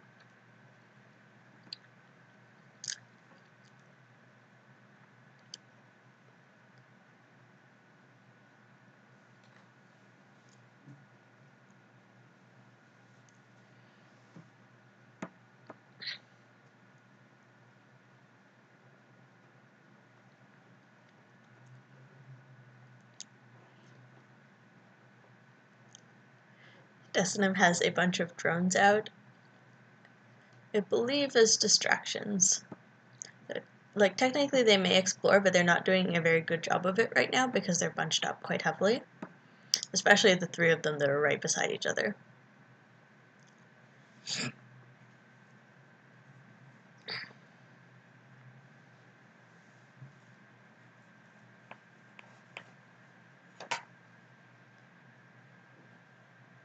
Moore has picked up some more propulsion armor, and the field propulsion drive, a much better thruster.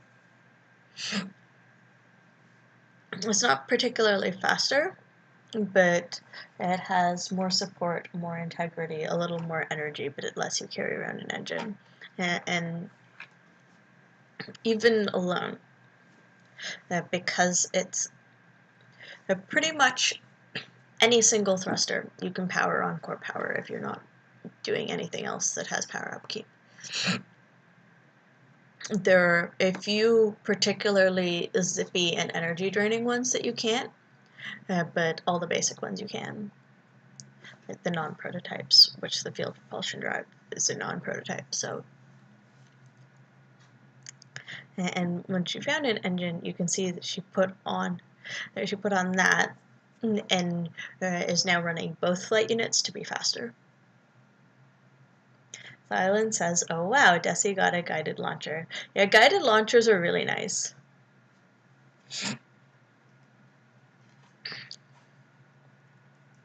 And they are a good find for dealing with enemies without taking damage.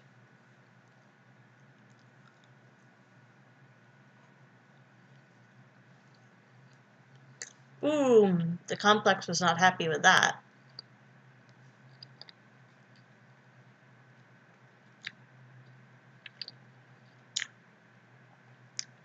Xylan says, yeah, I have them so rarely. Yeah, they are pretty rare. Launchers are not particularly common in and of themselves. And most launchers are not guided. Plus, you only even start seeing them on the higher floors. I'd say the builds that find them with more frequency are either builds that are fabbing heavy, so they don't particularly have to find them, especially ones that are using a certain source of schematics that has a noticeable chance of giving you a guided launcher schematic, or builds that do AFD stuff. So Desinum has found and identified the Armory Fancy Prefab exit with the triple doors.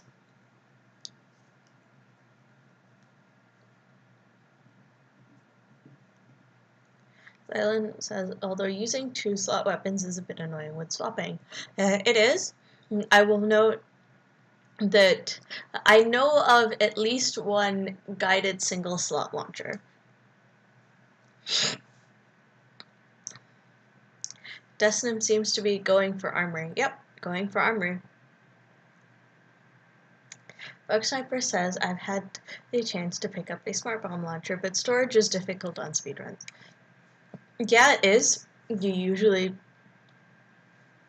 don't wind up getting any storage units because by the time you have the support to reliably be able to actually carry one, the the easy sources of storage have all gone and you have to fight stuff for them.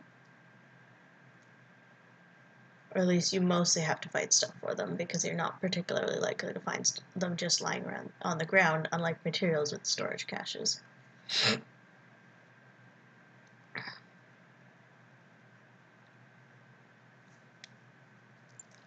So yes, definitely agree storage is difficult on speedruns.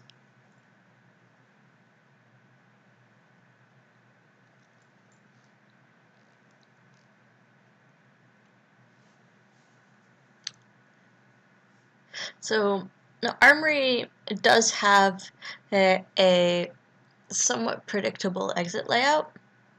It's not as predictable as the other branches that can turn up in research, but it is more predictable than like research main exits, and I'd say to some extent factory main exits as well.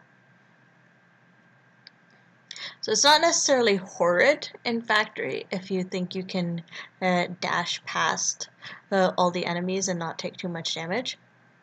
In research, I have definitely seen it taken as an option over continuing to wander the maze that is research.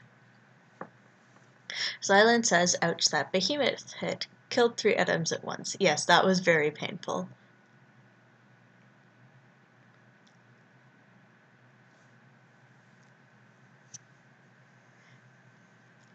The Decinim has picked up 2 arrays, is not running any of them due to lack of power, though I believe he could run 1.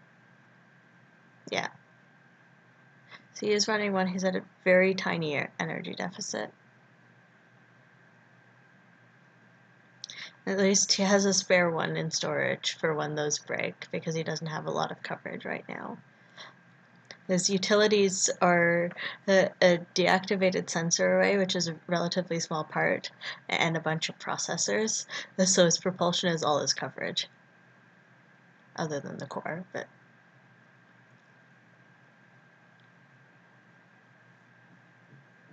Silence says getting a dead end in Armory is so painful. Yes, it is. Armory is definitely, like, at least from what I've seen, more likely to dead end than the other possible research branches as well. It's definitely the worst exit you can get for speedrun purposes in research.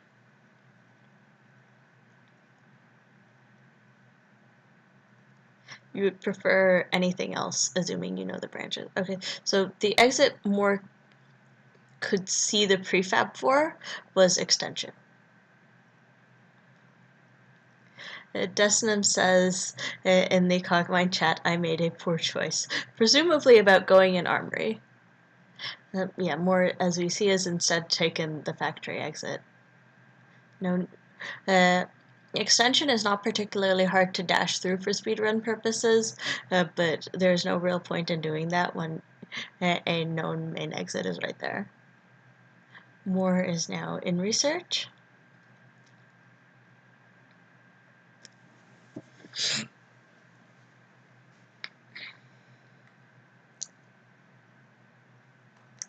Further along than Decinim and at a much shorter time, too. That was a painful pile of gamma bomb traps. The thing about EM traps is because EM damage sets off traps, the AoE EM traps especially tend to set all the rest of the array off if you hit one. Especially like the line arrays or the block arrays like that. The scatter arrays, they may not. Ooh, level access and branch access is hacked.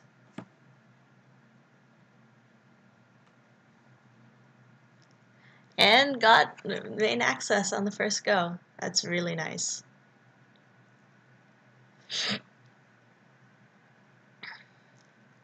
The Decinim is paused at a prefab within Armory, indicated by the double doors and the double sentry guards.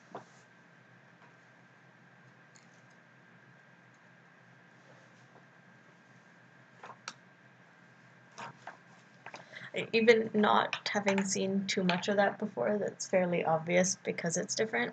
Desnim is now research, 936 turns. It was exit guards. Silence says so many enemies there in armor. Yeah. As one might imagine from a place called Armory.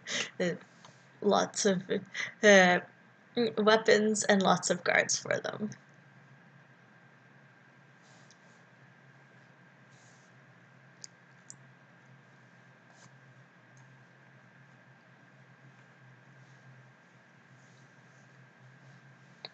Ooh, prototype light.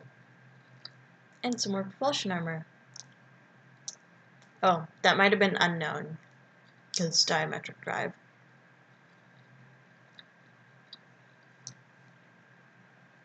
No, I think that is a prototype. Yeah, from the speed, it is a prototype. Xylan says, I just saw the seed name, haha. Yeah, that proposal was courtesy of MTF.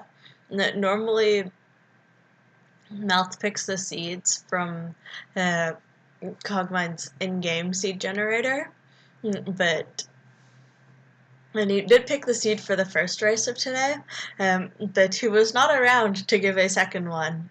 And MTF was watching earlier and proposed this as a seed, since it was clear we would be having another race today. I said, sure, let's go for it, since we haven't used it before, and it's something that the game will take as a seed just fine.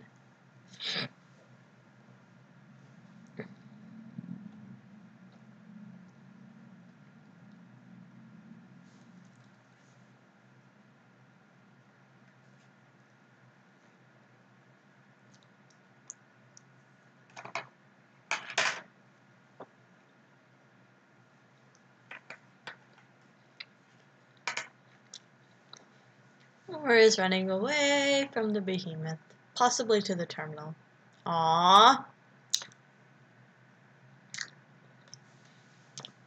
Terminal melted to bits just as she reached it.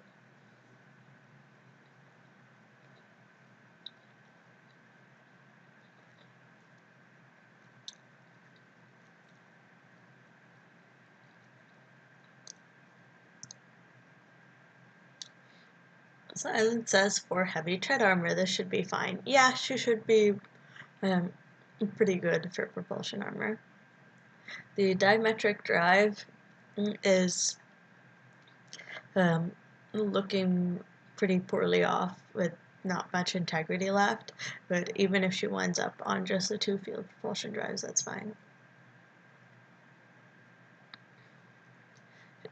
Notice she did choose to dig around to avoid some damage from those programmers.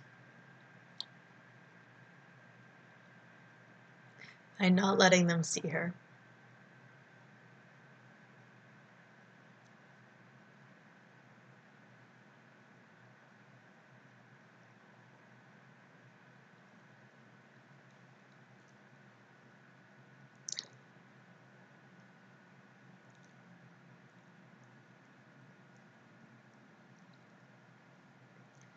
Snim also found the Tesla bombs, and is actually running a large storage unit. He has a fairly full build,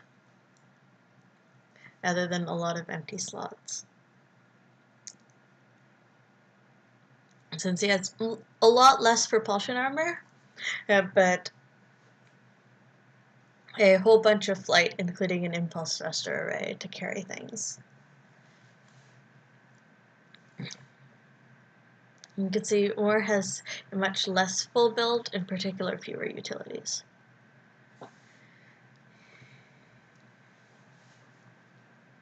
When Desnim has reached -2, 1,128 turns.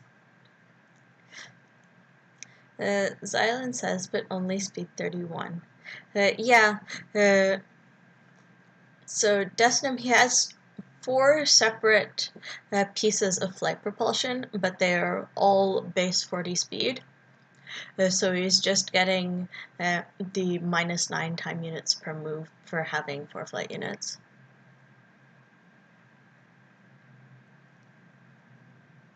Silence says, I guess the array actually makes you slower.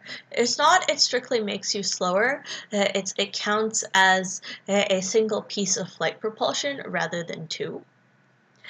So it will support more than 2 flight units of its corresponding name type, but it will be slower. And then says, I see, thanks, you're welcome. Ooh, prototype hackware for more. Probably gonna take it. Yeah, she's taking it. Experimental hacking suite. Nice. Suggests that some utility shielding would also be nice. Even with the propulsion armor for those rare hits that actually reach it. The hackware. But also if those reactors are light antimatter, would be nice to replace the dying fission core. There's also noticed that she's heading back into explored territory. Xylan says, well, you can find prototype hackware on the floor. I didn't know that.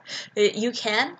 I believe there's certain higher end prototypes that you can't just find on the floor in regular stockpiles. You have to find them in special areas. And because hackware shows up, like, I believe somewhat less frequently than other stuff, and definitely in lower quantities in groups, you are less likely to find that, and especially less likely to find that and also have some not be faulty. Silent says, yeah, I guess it's only the experimental version, not the specials. Bug Sniper says, I think I've found the prototype hacker in research branches, and then Xylan says, but rare, so I've never seen it. Yeah, like, it is probably potentially possible. I can definitely see it being potentially possible in the research branches, especially because those are a more dangerous area.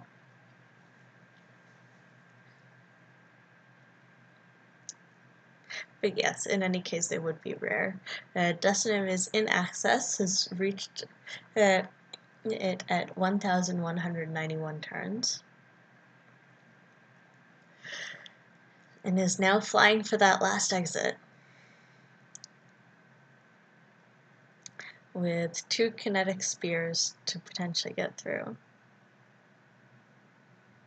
That is 1 behemoth. That does not look like a behemoth in the right place to be part of an exit, though. Nope. The exit prefab behemoths are not beside walls.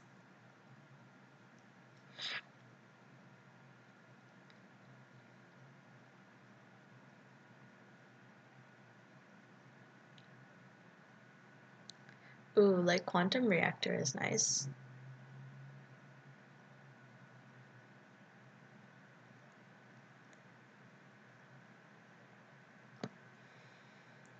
Ooh, Moore is losing some propulsion armor and is also down to 1 flight unit, which is less than ideal. Plus, being back in explored territory means spending turns in which you are not seeing new stuff to potentially discover exits.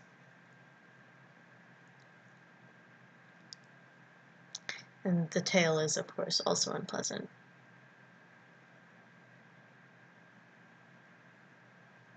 Ouch, lost another piece of propulsion armor, didn't already have a replacement. And low on matter, down to 40 matter is quite a pain.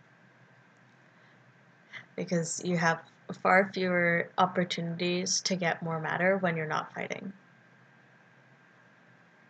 The island says, yeah, looks like a bad time, indeed. Ooh, exit. An exit to a research branch, but that's okay.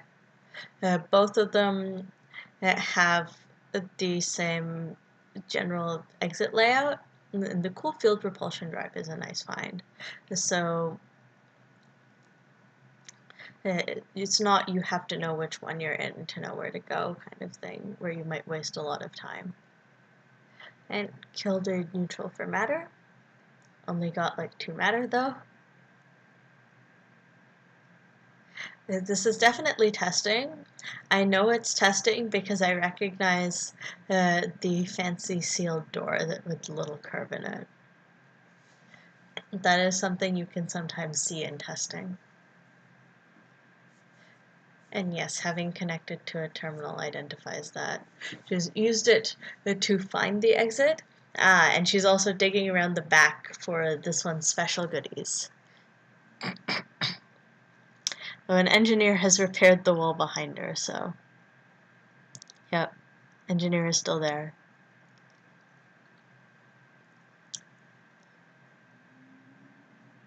Has decided to just go and not try for the goodies.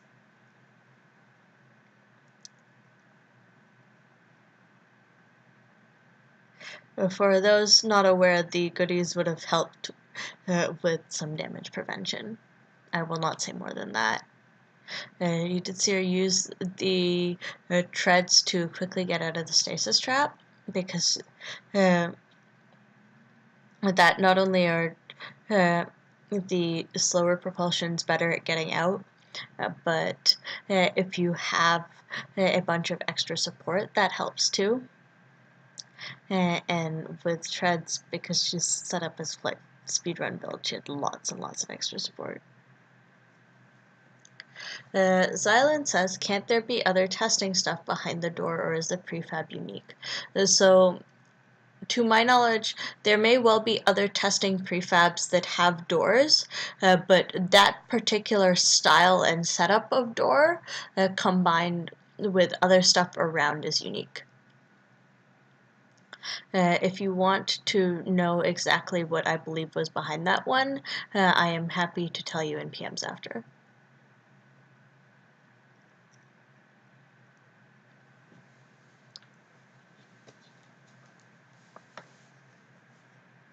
Silent says, okay, yeah, I think I know.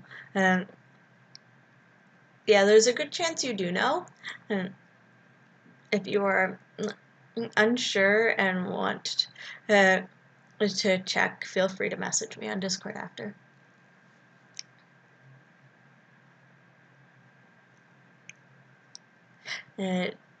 GJ has commented in the Cogmind chat, the seed is Kazrati's secret sauce. A flyer gets smashed by swarmers and materials. And then the Go Exam DCSS emote.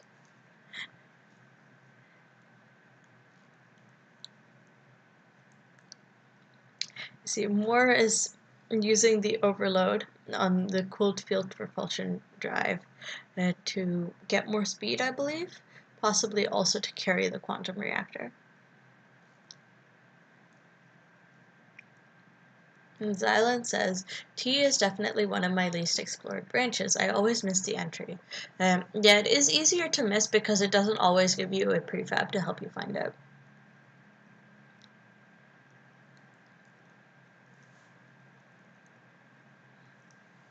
And being a research branch, you have to go through the maze that is research for it.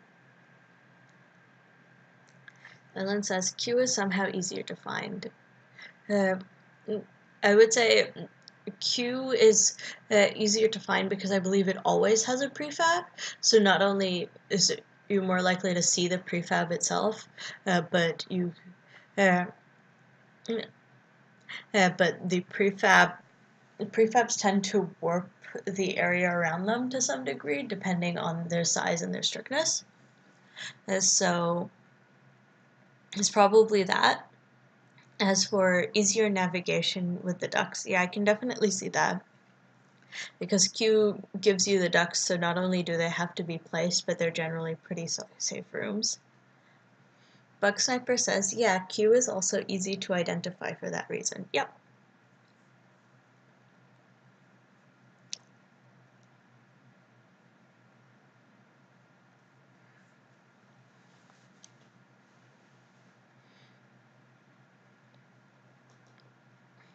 Ooh, Morris found the exit.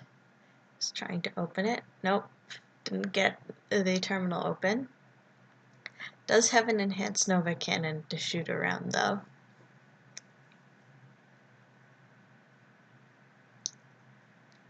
Ooh, that's unpleasant. Hunter's on the way. Sniper says, nice try, more. Yep. You see, Moore's using one behemoth to shield her from the other. One layer, two. Still two. 3, 4. There you go. A lot less of speedy one hit through than we saw earlier. Yeah, so Moore is out at, let me see how many turns.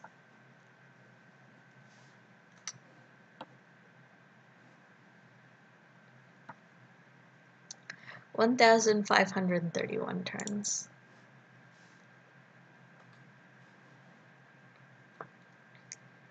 Which I will put up on the display.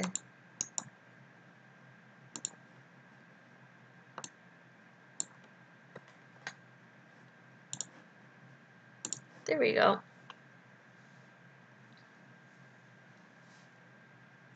Desnim, as we see, has also found the surface exit and has also found the reinforced walls that make it hard to just dig around the side. You can, but you need a very good weapon to dig around the side. Hey, Moore. That -2, indeed. That was very unpleasant. Desnim has managed to dig through the side.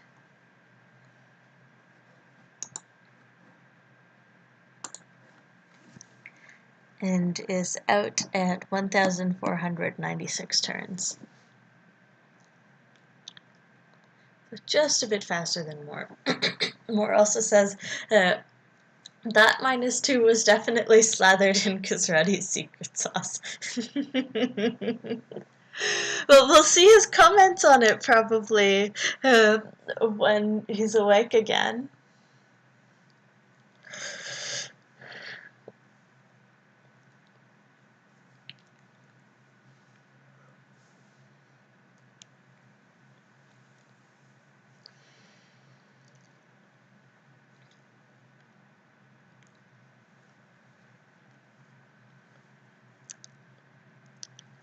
So yes, this Desnim is just looking around access a bit.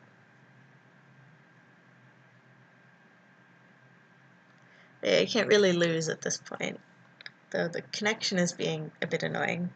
Hang on. There you go.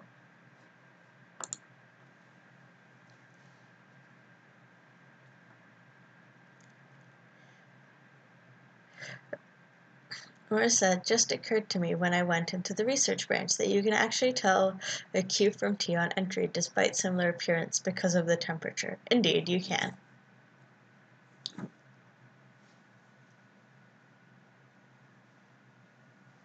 Like, that's something you know once you've seen both, but you can indeed.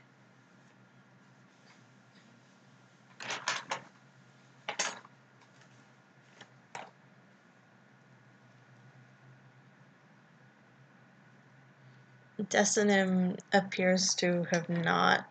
Ah, yes, he's escaped the ending now.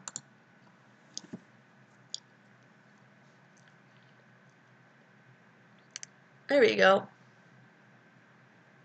Desinem has also joined the chat. Welcome. Yep.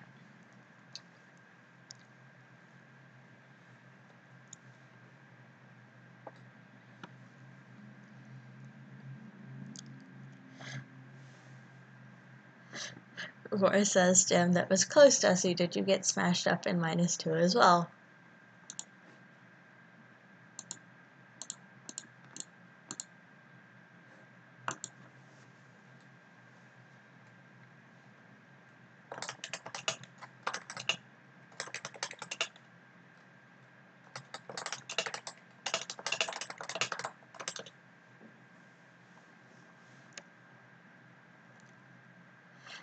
Distance says is not particularly smashed up in -2, but almost died because he went to Armory.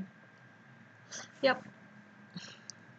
Moore says, I spent 305 turns in -2 going in circles. Yeah, I saw that, especially when you got to an area that you had already explored. That's always really painful in speedruns.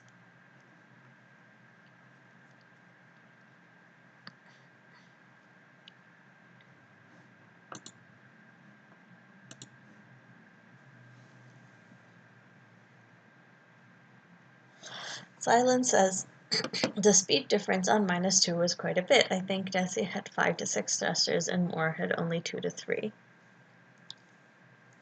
Yeah, definitely like thruster count affects your speed, and because it's per move, the faster you go, the more that -3 for each thruster adds up.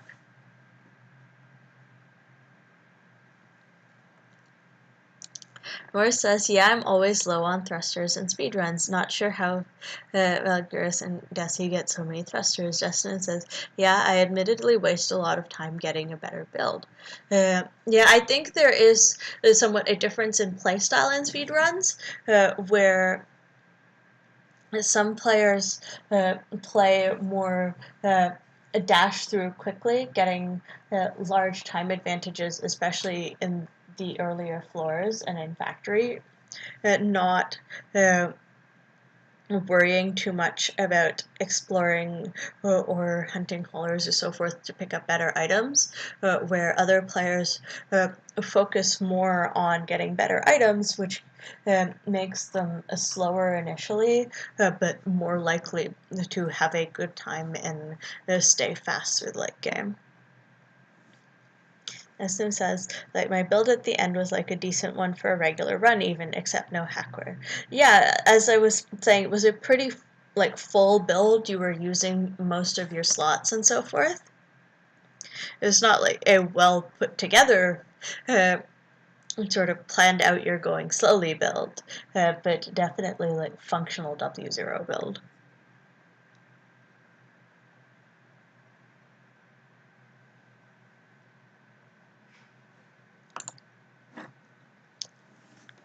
Alright, Sim says, yeah.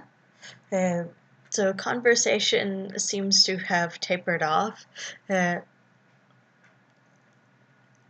mostly. Bug Sniper says, I'm surprised I see so few melee combat speedruns. Moore says, because combat is slow. Yeah, combat is slow, very slow. Destin says, picking up those phase shifters helped quite a bit. Yeah, it helps with avoiding damage, but also Destin is seconding more on combat is slow. Moore says, you can run from everything. And tank it in the meantime with prop armor. Yep, that is how speedruns go. Destin says, melee is generally only feasible with fabbing. Yeah, this has been a repeated point in non-speedrun builds, that melee tends to be you have trouble getting the parts to make it work well together as a combat build, unless you fab first. Sniper says my melee combat build did quite well though. Moore says, yeah, but you were much, much slower than me. It would be impossible to get below 1k. So this is specifically 1,000 turns passed for a speedrun with a melee build, in my opinion. Destin says, yeah, I agree.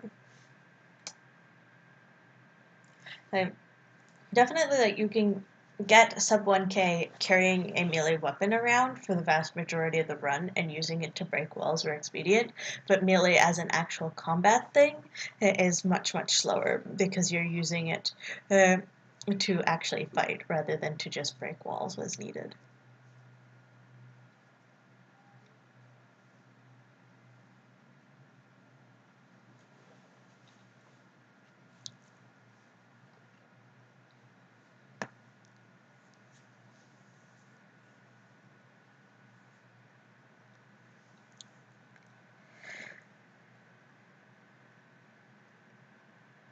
Desno says, I messed up. It agreed and said, I messed up at the end there. Wasted a few turns not realizing my spear was the wrong one to use. I figured a 6-star prototype was better than rating 8 by a small margin. Very wrong.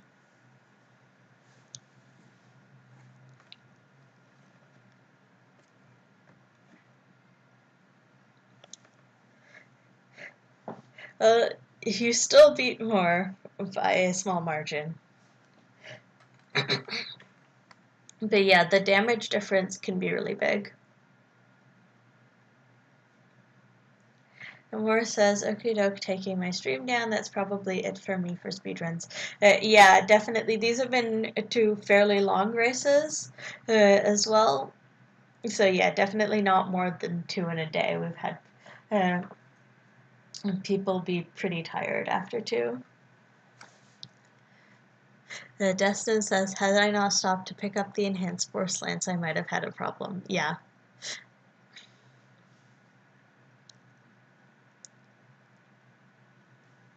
That would have been a problem indeed.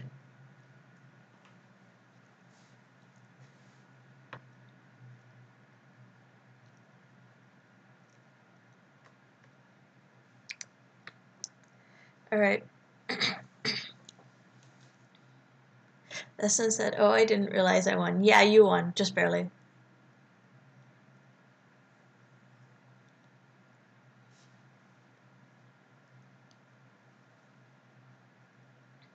Destin says, yeah, it was close margin, GG. Xylan says, GG's. Yep, good games all around. Moore has also joined in. I think chat is mostly tapered. So, as always, people are welcome to continue discussing in the Discord if desired. Thanks everyone for coming and watching the stream. Thanks to everyone who participated, and I will see you all around.